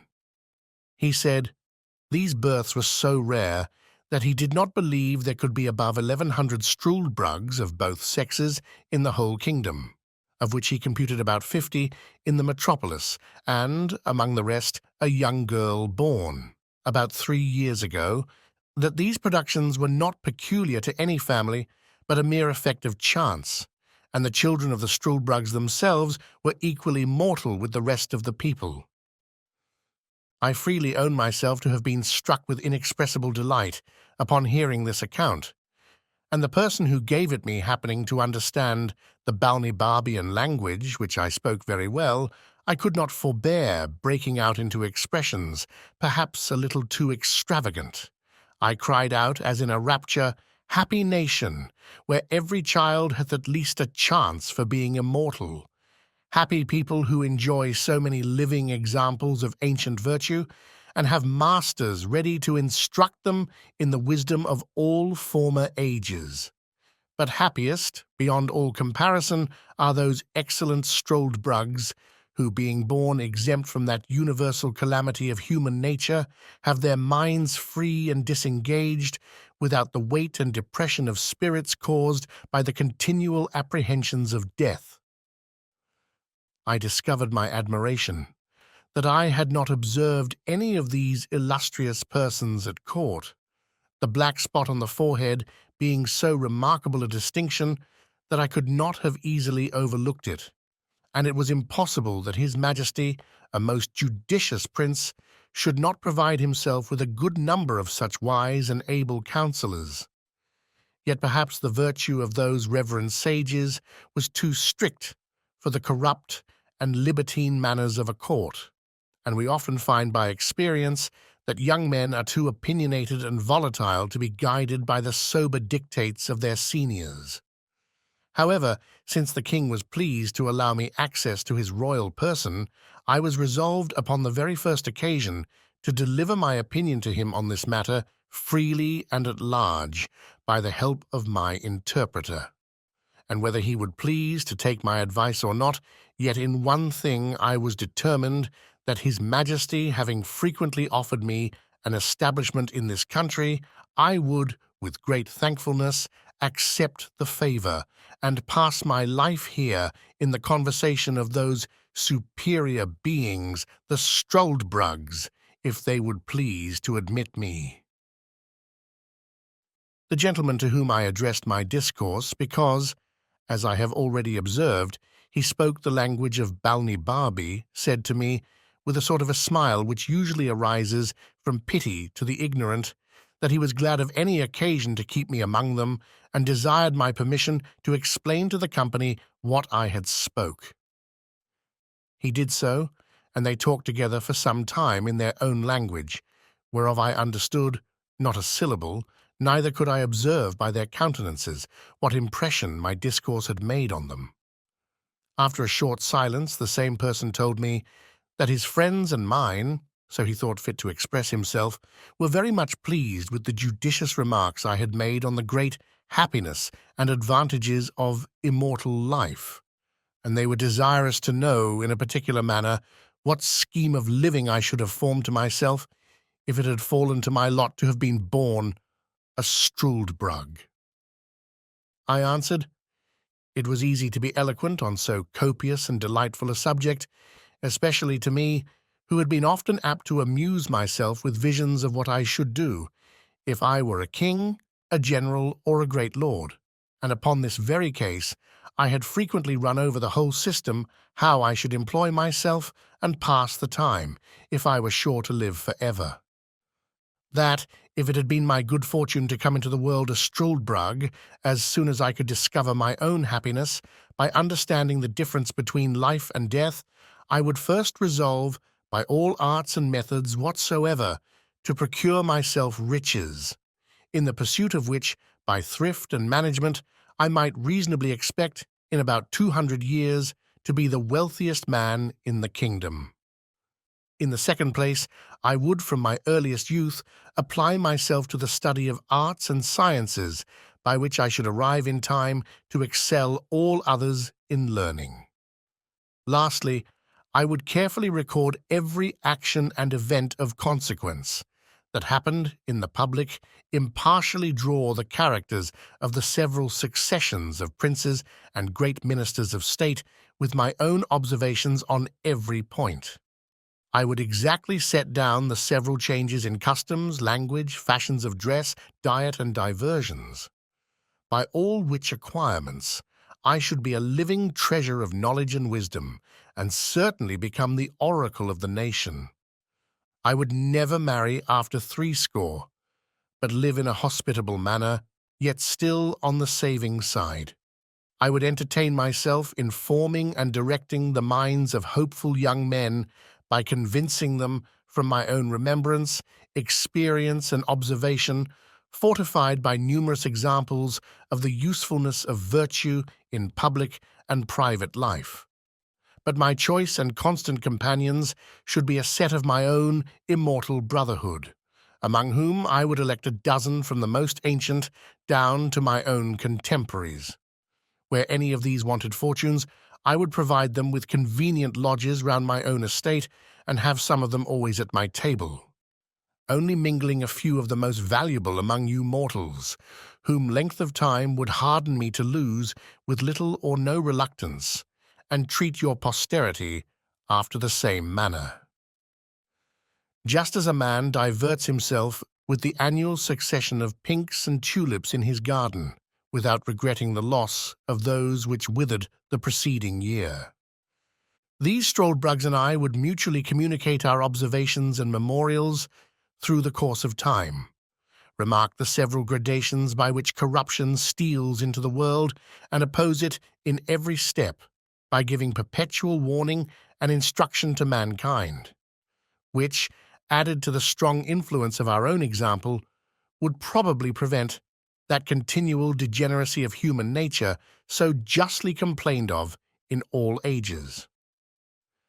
Add to this the pleasure of seeing the various revolutions of states and empires, the changes in the lower and upper world, ancient cities in ruins and obscure villages become the seats of kings, famous rivers lessening into shallow brooks, the ocean leaving one coast dry and overwhelming another, the discovery of many countries yet unknown, barbarity overrunning the politest nations, and the most barbarous become civilized.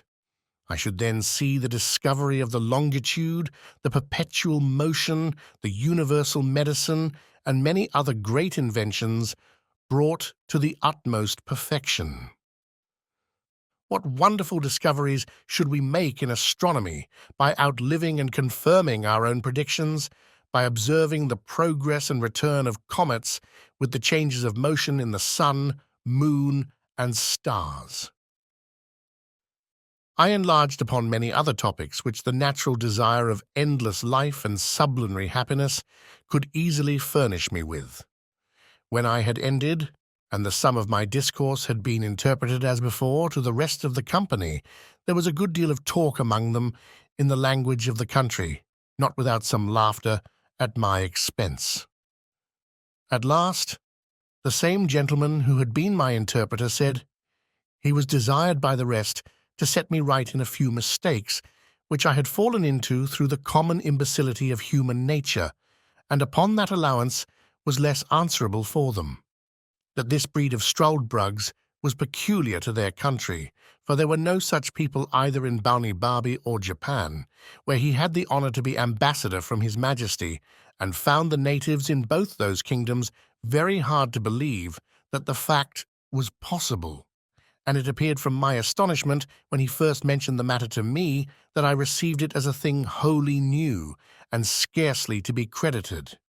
That in the two kingdoms above mentioned, where during his residence he had conversed very much, he observed long life to be the universal desire and wish of mankind, that whoever had one foot in the grave was sure to hold back the other as strongly as he could, that the oldest had still hopes of living one day longer, and looked on death as the greatest evil from which nature always prompted him to retreat.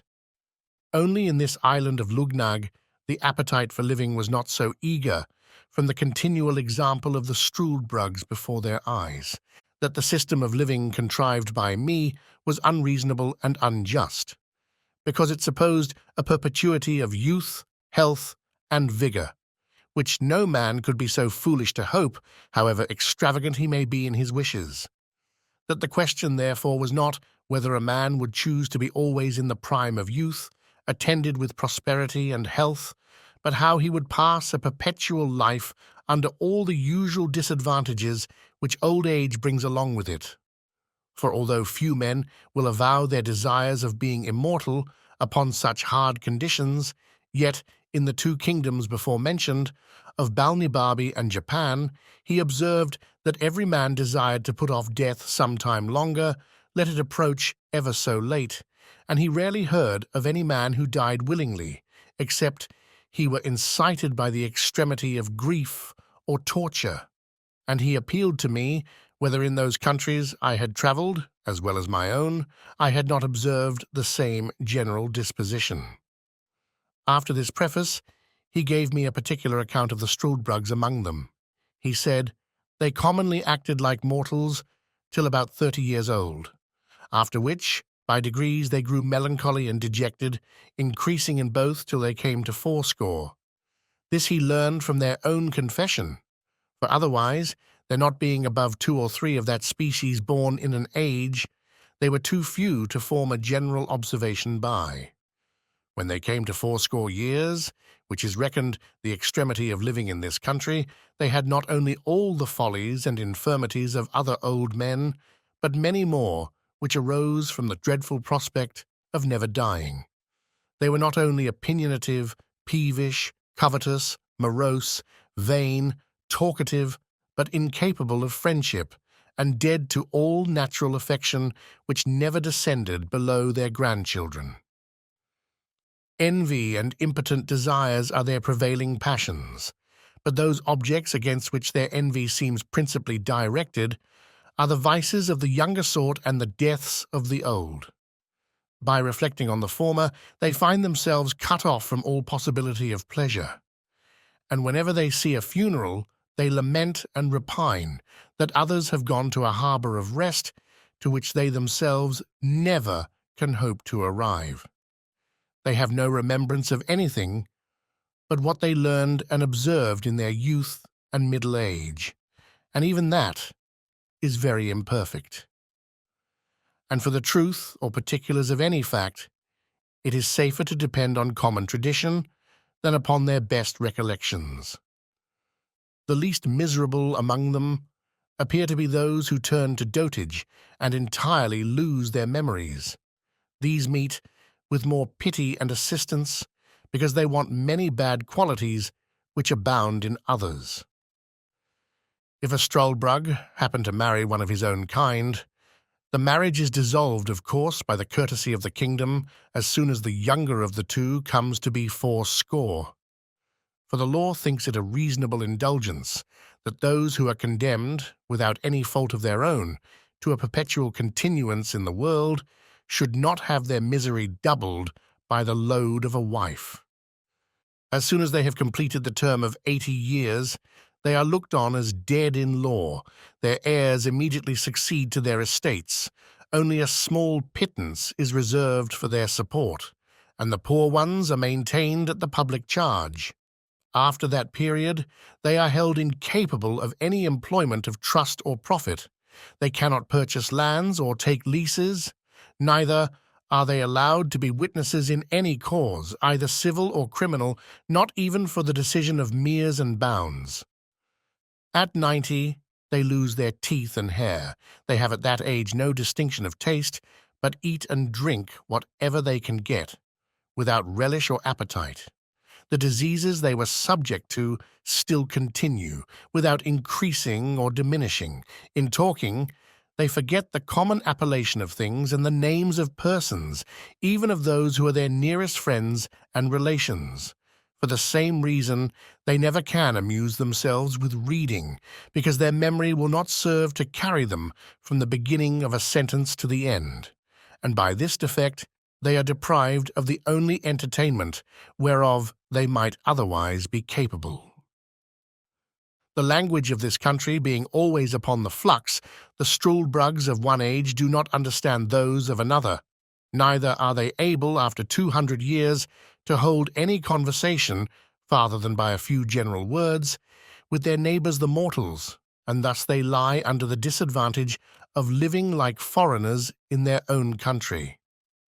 This was the account given me of the struldbrugs, as near as I can remember.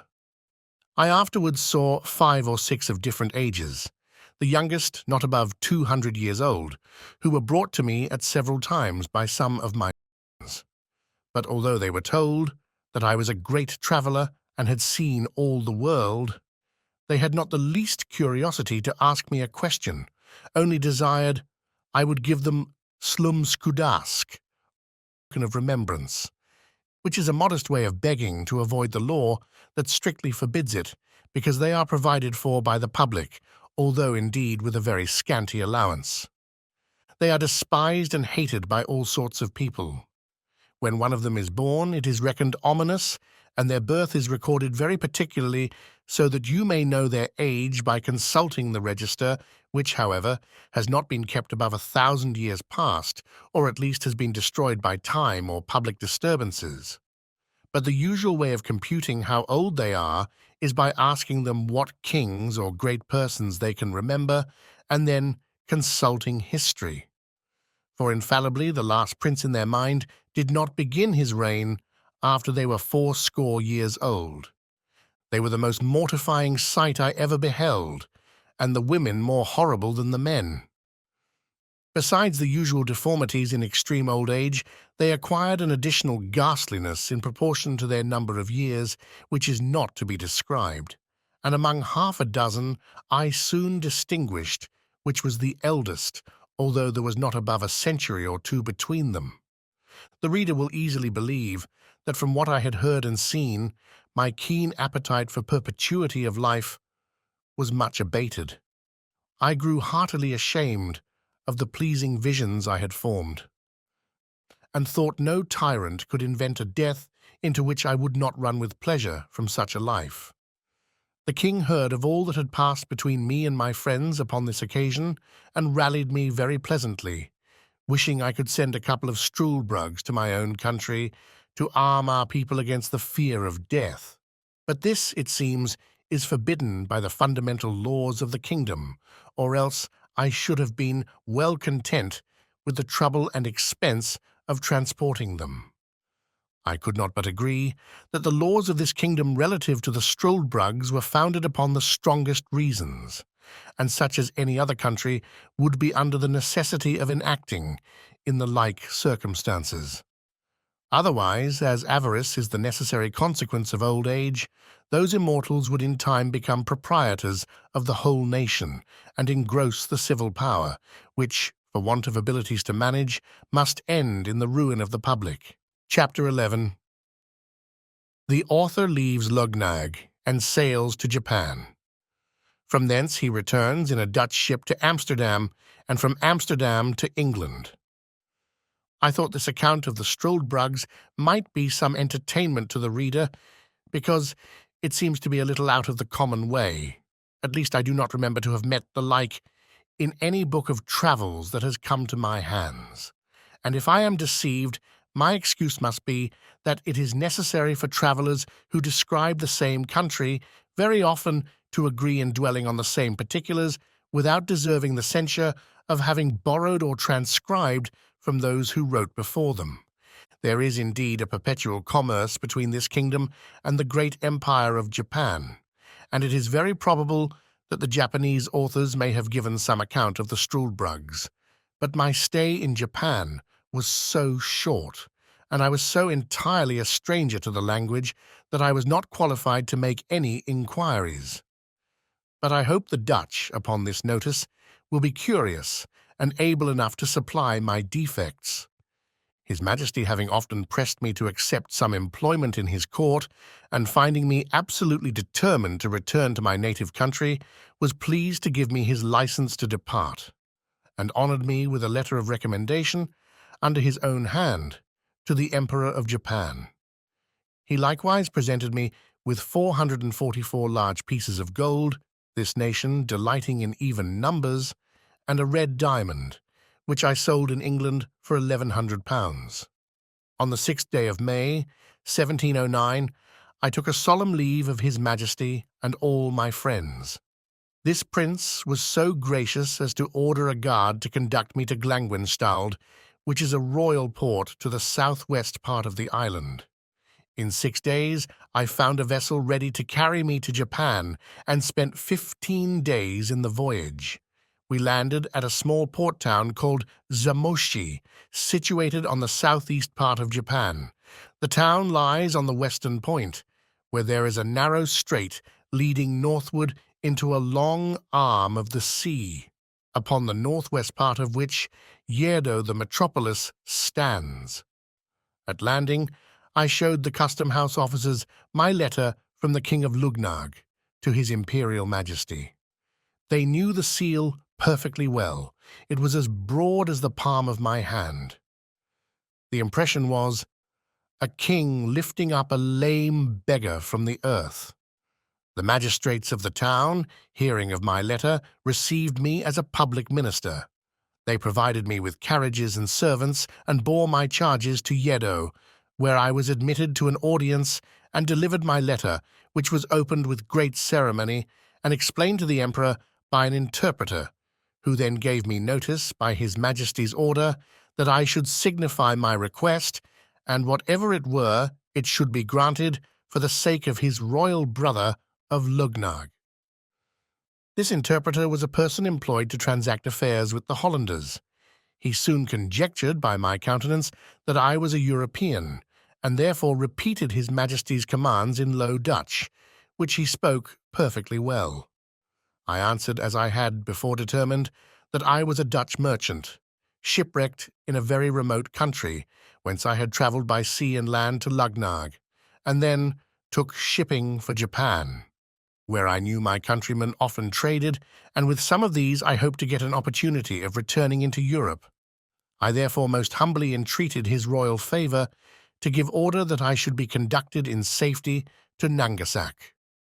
To this I added another petition, that for the sake of my patron, the King of Lugnag, His Majesty would condescend to excuse my performing the ceremony imposed on my countrymen of trampling upon the crucifix, because I had been thrown into his kingdom by my misfortunes, without any intention of trading.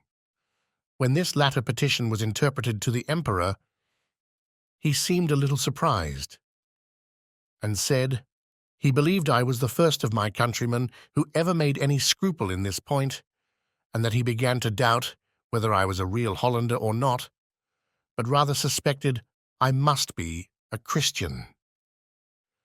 However, for the reasons I had offered, but chiefly to gratify the King of Lugnag by an uncommon mark of his favour, he would comply with the singularity of my humour. But the affair must be managed with dexterity, and his officers should be commanded to let me pass, as it were by forgetfulness. For he assured me that if the secret should be discovered by my countrymen the Dutch, they would cut my throat in the voyage. I returned my thanks by the interpreter for so unusual a favour, and some troops being at that time on their march to Nangasak, the commanding officer had orders to convey me safe thither, with particular instructions about the business of the crucifix. On the 9th day of June, 1709, I arrived at Nangasak after a very long and troublesome journey. I soon fell into the company of some Dutch sailors belonging to the Amboina of Amsterdam, a stout ship of 450 tons. I had lived long in Holland, pursuing my studies at Leyden, and I spoke Dutch well. The seamen soon knew from whence I came last. They were curious to inquire into my voyages and course of life. I made up a story as short and probable as I could, but concealed the greatest part. I knew many persons in Holland. I was able to invent names for my parents, whom I pretended to be obscure people in the province of Gelderland. I would have given the captain, one Theodorus van Grult, what he pleased to ask for my voyage to Holland, but understanding I was a surgeon, he was contented to take half the usual rate on condition that I would serve him in the way of my calling. Before we took shipping, I was often asked by some of the crew whether I had performed the ceremony above mentioned. I evaded the question by general answers, that I had satisfied the emperor and court in all particulars. However, a malicious rogue of a skipper went to an officer and, pointing to me, told him I had not yet trampled on the crucifix. But the other, who had received instructions to let me pass, gave the rascal 20 strokes on the shoulders with a bamboo, after which I was no more troubled with such questions. Nothing happened worth mentioning in this voyage. We sailed with a fair wind to the Cape of Good Hope, where we stayed only to take in fresh water. On the 10th of April, 1710, we arrived safe at Amsterdam, having lost only 3 men by sickness in the voyage, and a 4th who fell from the foremast into the sea, not far from the coast of Guinea. From Amsterdam, I soon after set sail for England, in a small vessel belonging to that city. On the 16th of April, 1710, we put in at the Downs. I landed next morning, and saw once more my native country after an absence of 5 years and 6 months complete. I went straight to Redriff, where I arrived the same day at 2 in the afternoon, and found my wife and family in good health. Part 4. A Voyage to the Country of the Halwehenheems. Chapter 1. The author sets out as captain of a ship. His men conspire against him, confine him a long time to his cabin, and set him on shore in an unknown land. He travels up into the country. The Yahoos, a strange sort of animal described. The author meets 2 Houyhnhnms.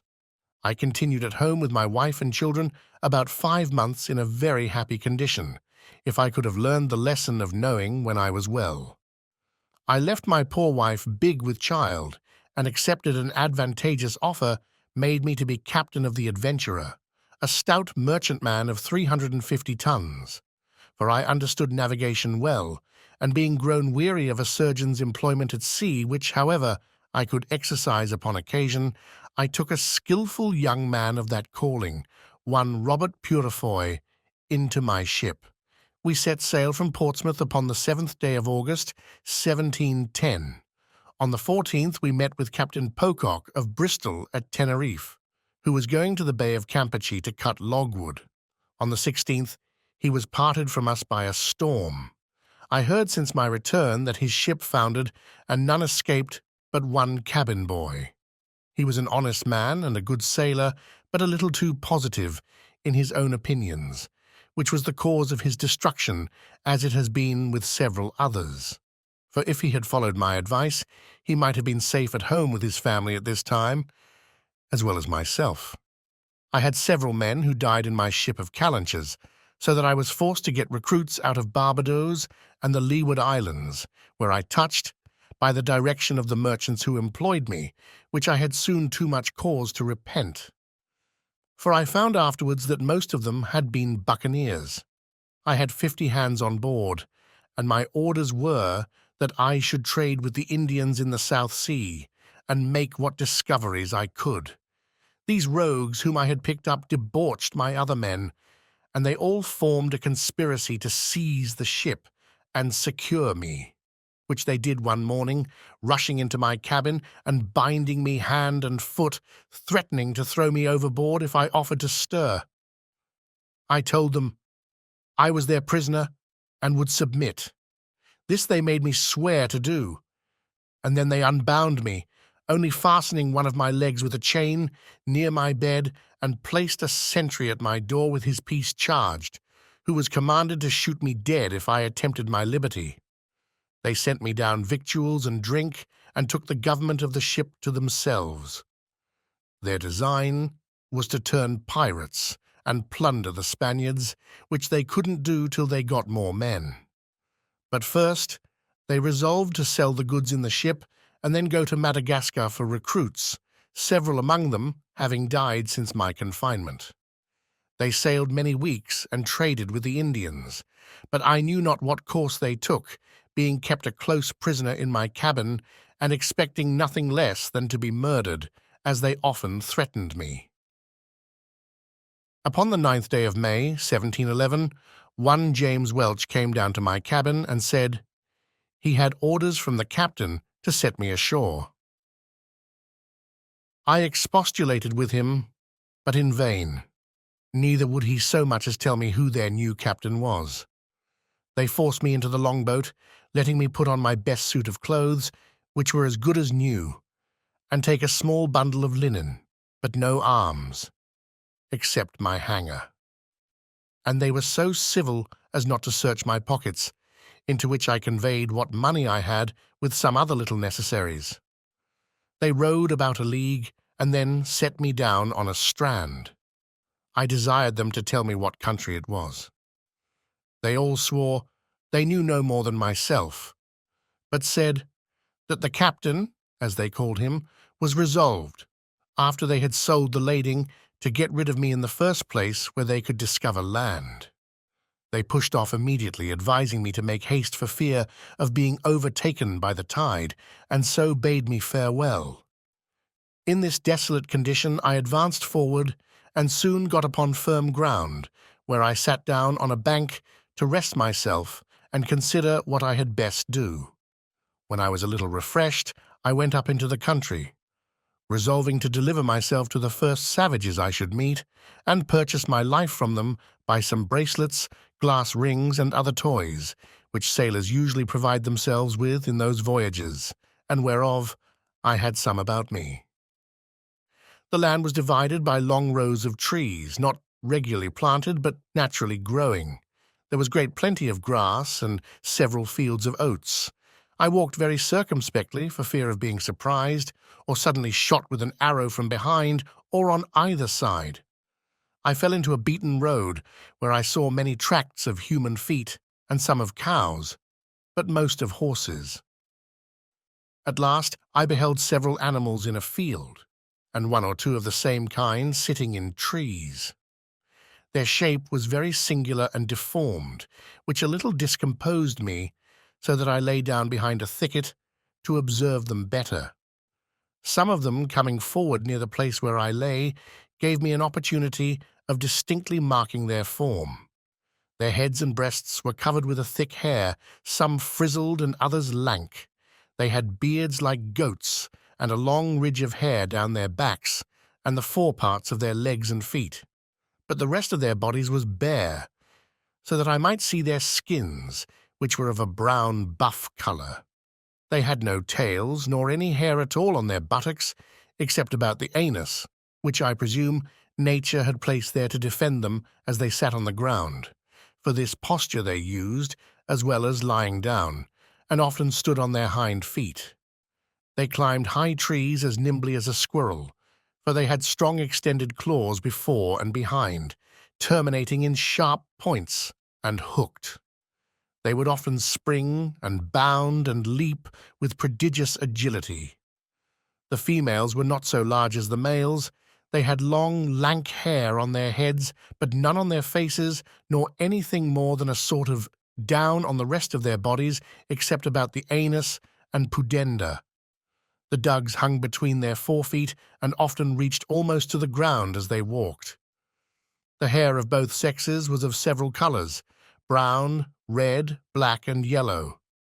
Upon the whole, I never beheld in all my travels so disagreeable an animal, or one against which I naturally conceived so strong an antipathy, so that, thinking I had seen enough, full of contempt and aversion, I got up and pursued the beaten road, hoping it might direct me to the cabin of some Indian. I had not got far when I met one of these creatures full in my way, and coming up directly to me. The ugly monster, when he saw me, distorted several ways, every feature of his visage, and stared, as at an object he had never seen before. Then, approaching nearer, lifted up his forepaw, whether out of curiosity or mischief I could not tell, but I drew my hanger and gave him a good blow with the flat side of it, for I durst not strike with the edge, fearing the inhabitants might be provoked against me if they should come to know that I had killed or maimed any of their cattle. When the beast felt the smart, he drew back and roared so loud that a herd of at least 40 came flocking about me from the next field, howling and making odious faces.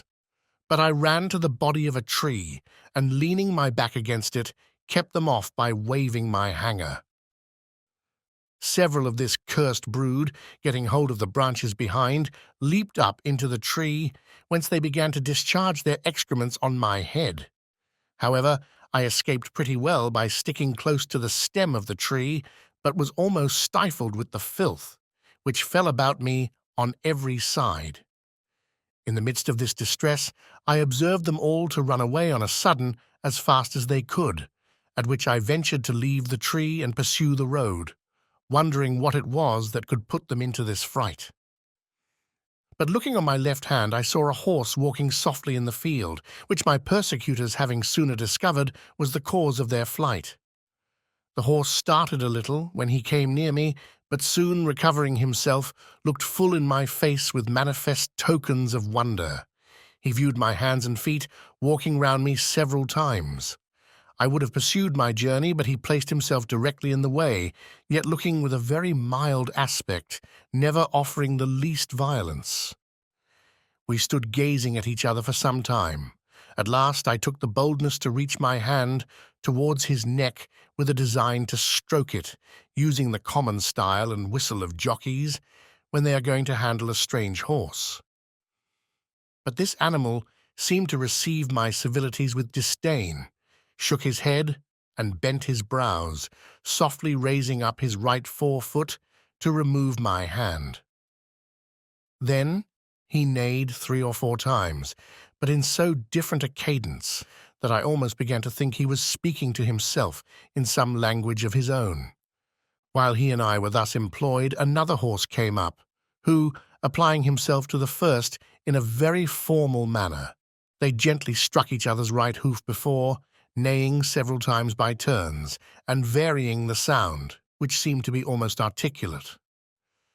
They went some paces off, as if it were to confer together, walking side by side, backward and forward, like persons deliberating upon some affair of weight, but often turning their eyes towards me, as it were to watch that I might not escape.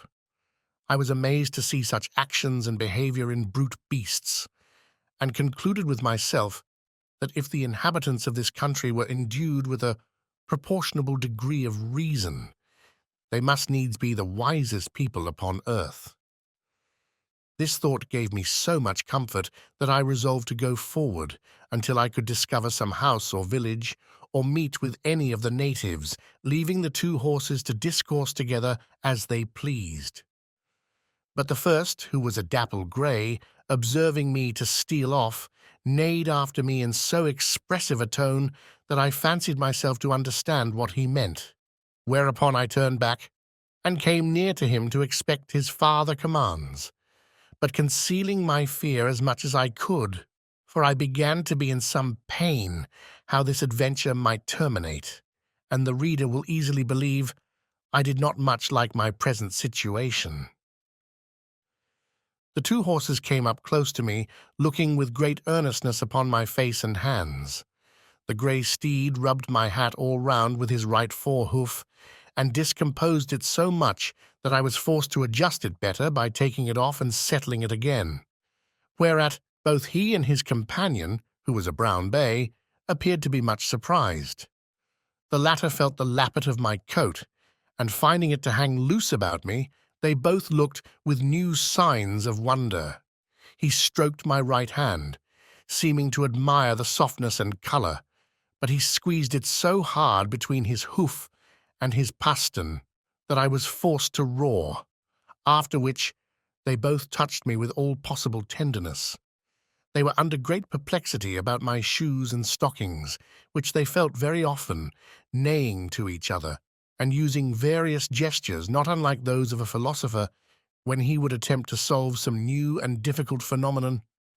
Upon the whole, the behaviour of these animals was so orderly and rational, so acute and judicious, that I at last concluded they must needs be magicians, who had thus metamorphosed themselves upon some design, and seeing a stranger in the way, resolved to divert themselves with him, or perhaps were really amazed at the sight of a man so very different in habit, feature, and complexion from those who might probably live in so remote a climate. Upon the strength of this reasoning, I ventured to address them in the following manner. Gentlemen, if you be conjurers, as I have good cause to believe, you can understand my language. Therefore, I make bold to let your worships know that I am a poor distressed Englishman, driven by his misfortunes upon your coast, and I entreat one of you to let me ride upon his back, as if he were a real horse, to some house or village where I can be relieved. In return of which favour, I will make you a present of this knife and bracelet, taking them out of my pocket.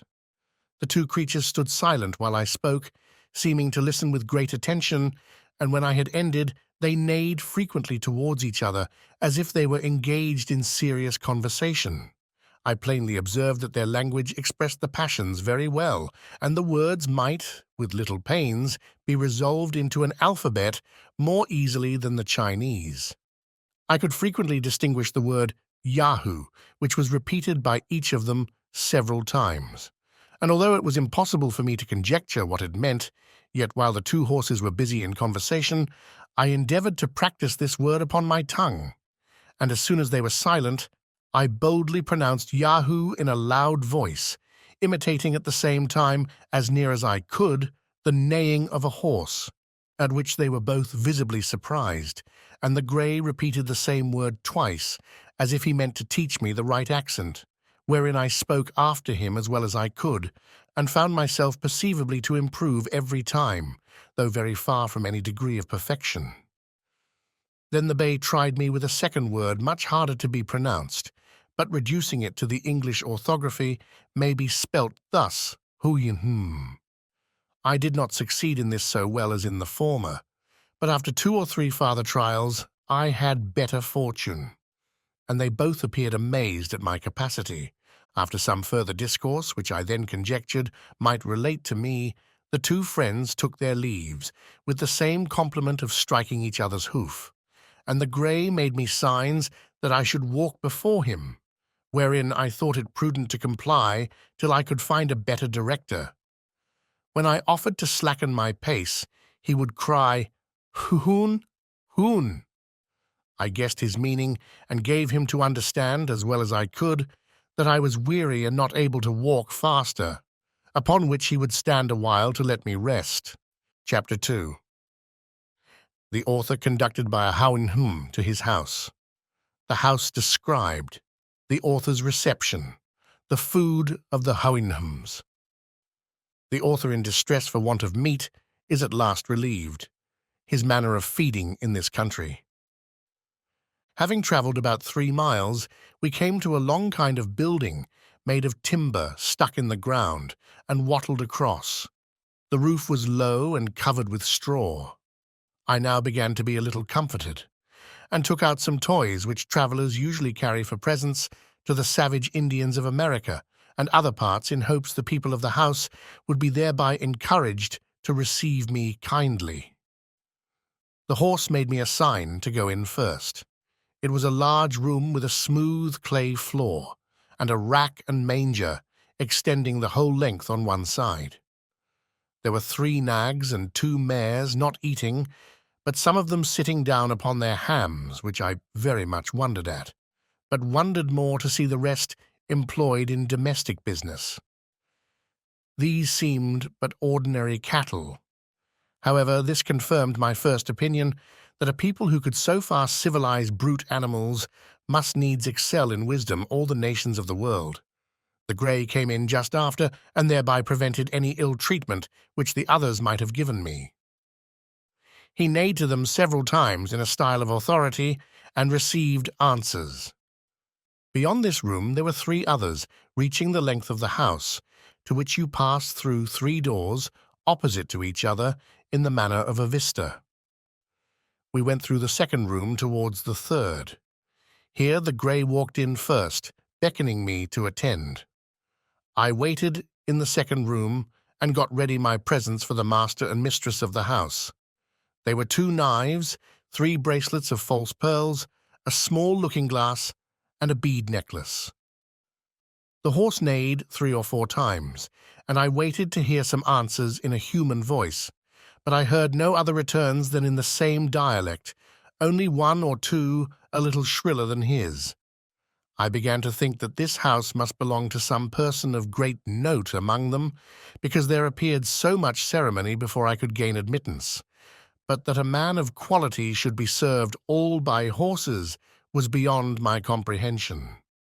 I feared my brain was disturbed by my sufferings and misfortunes. I roused myself and looked about me in the room where I was left alone. This was furnished like the first, only after a more elegant manner. I rubbed my eyes often, but the same objects still occurred. I pinched my arms and sides to awake myself, hoping I might be in a dream. I then absolutely concluded that all these appearances could be nothing else but necromancy and magic. But I had no time to pursue these reflections, for the grey horse came to the door and made me a sign to follow him into the third room, where I saw a very comely mare, together with a colt and foal, sitting on their haunches upon mats of straw, not unartfully made, and perfectly neat and clean.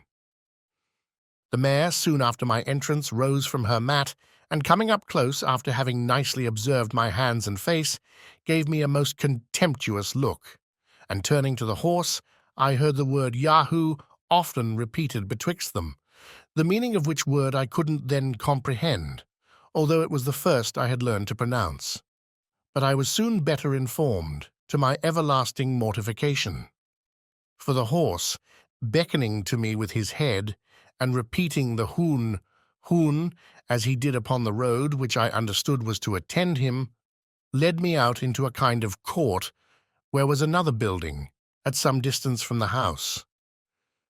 Here we entered, and I saw 3 of those detestable creatures which I first met after my landing, feeding upon roots, and the flesh of some animals, which I afterwards found to be that of asses and dogs, and now and then a cow, dead by accident or disease. They were all tied by the neck with strong withes, fastened to a beam. They held their food between the claws of their forefeet, and tore it with their teeth. The master horse ordered a sorrel nag, one of his servants, to untie the largest of these animals, and take him into the yard. The beast and I were brought close together, and by our countenances diligently compared, both by master and servant, who thereupon repeated several times the word Yahoo. My horror and astonishment are not to be described when I observed in this abominable animal a perfect human figure. The face of it indeed was flat and broad, the nose depressed, the lips large, and the mouth wide. But these differences are common to all savage nations, where the lineaments of the countenance are distorted by the natives suffering their infants to lie grovelling on the earth, or by carrying them on their backs, nuzzling with their face against the mother's shoulders. The forefeet of the Yahoo differed from my hands in nothing else but the length of the nails, The coarseness and brownness of the palms, and the hairiness on the backs. There was the same resemblance between our feet, with the same differences, which I knew very well, though the horses did not because of my shoes and stockings, the same in every part of our bodies except as to hairiness and colour, which I have already described. The great difficulty that seemed to stick with the two horses was to see the rest of my body so very different from that of a Yahoo, for which I was obliged to my clothes, whereof they had no conception. The sorrel nag offered me a root, which he held, after their manner, as we shall describe in its proper place, between his hoof and pastern. I took it in my hand, and, having smelt it, returned it to him again as civilly as I could. He brought out of the Yahoo's kennel a piece of ass's flesh, but it smelt so offensively that I turned from it with loathing. He then threw it to the Yahoo, by whom it was greedily devoured. He afterwards showed me a wisp of hay and a fetlock full of oats, but I shook my head to signify that neither of these were food for me, and indeed I now apprehended that I must absolutely starve if I did not get to some of my own species. For as to those filthy Yahoos, although there were few greater lovers of mankind at that time than myself, yet I confess I never saw any sensitive being so detestable on all accounts, and the more I came near them, the more hateful they grew, while I stayed in that country. This the master horse observed by my behaviour, and therefore sent the Yahoo back to his kennel.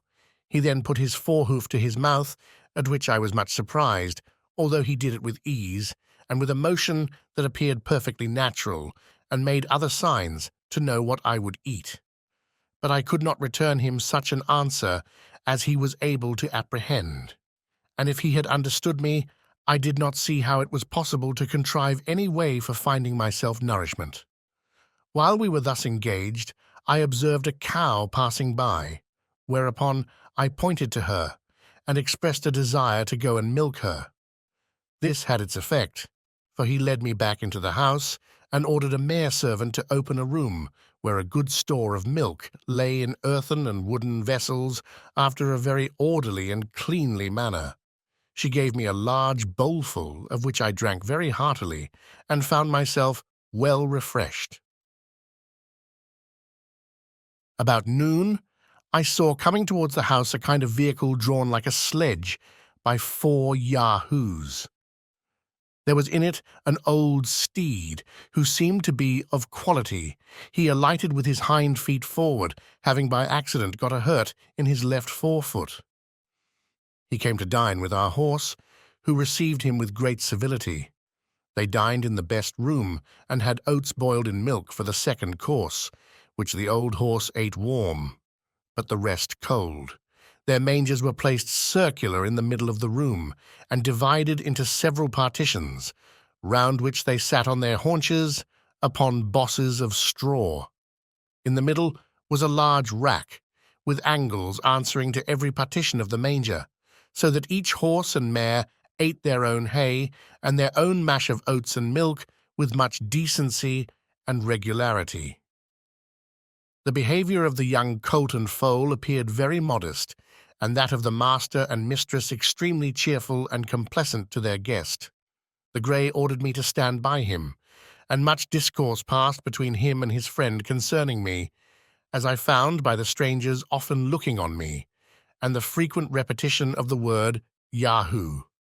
I happened to wear my gloves, which the master grey observing, seemed perplexed, discovering signs of wonder what I had done to my forefeet.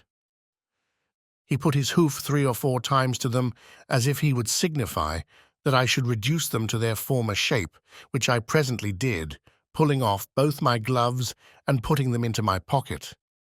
This occasioned farther talk, and I saw the company was pleased with my behaviour, whereof I soon found the good effects. I was ordered to speak the few words I understood, and while they were at dinner, the master taught me the names for oats, milk, fire, water, and some others, which I could readily pronounce after him, having from my youth a great facility in learning languages. When dinner was done, the master horse took me aside, and by signs and words made me understand the concern he was in that I had nothing to eat. Oats in their tongue are called lun.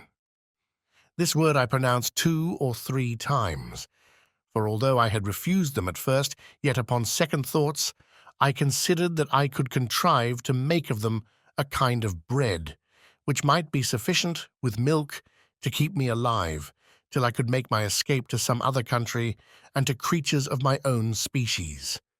The horse immediately ordered a white mare servant of his family to bring me a good quantity of oats in a sort of wooden tray. These I heated before the fire as well as I could, and rubbed them till the husks came off, which I made a shift to winnow from the grain.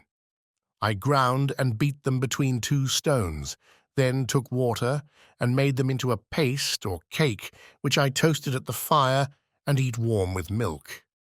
It was at first a very insipid diet, though common enough in many parts of Europe, but grew tolerable by time. And having been often reduced to hard fare in my life, this was not the first experiment I had made how easily nature is satisfied. And I cannot but observe that I never had 1 hour's sickness while I stayed in this island. It is true I sometimes made a shift to catch a rabbit or bird by springs made of Yahoo's hairs, and I often gathered wholesome herbs which I boiled and ate as salads with my bread. And now and then, for a rarity, I made a little butter and drank the whey. I was at first at a great loss for salt, but custom soon reconciled me to the want of it, and I am confident that the frequent use of salt among us is an effect of luxury, and was first introduced only as a provocative to drink, except where it is necessary for preserving flesh in long voyages, or in places remote from great markets. For we observe no animal to be fond of it but man, and as to myself, when I left this country, it was a great while before I could endure the taste of it in anything that I ate. This is enough to say upon the subject of my diet, wherewith other travellers fill their books, as if the readers were personally concerned whether we fare well or ill. However, it was necessary to mention this matter, lest the world should think it impossible that I could find sustenance for 3 years in such a country and among such inhabitants. When it grew towards evening, the master horse ordered a place for me to lodge in. It was but 6 yards from the house and separated from the stable of the Yahoos. Here I got some straw, and covering myself with my own clothes, slept very sound. But I was in a short time better accommodated, as the reader shall know hereafter, when I come to treat more particularly about my way of living.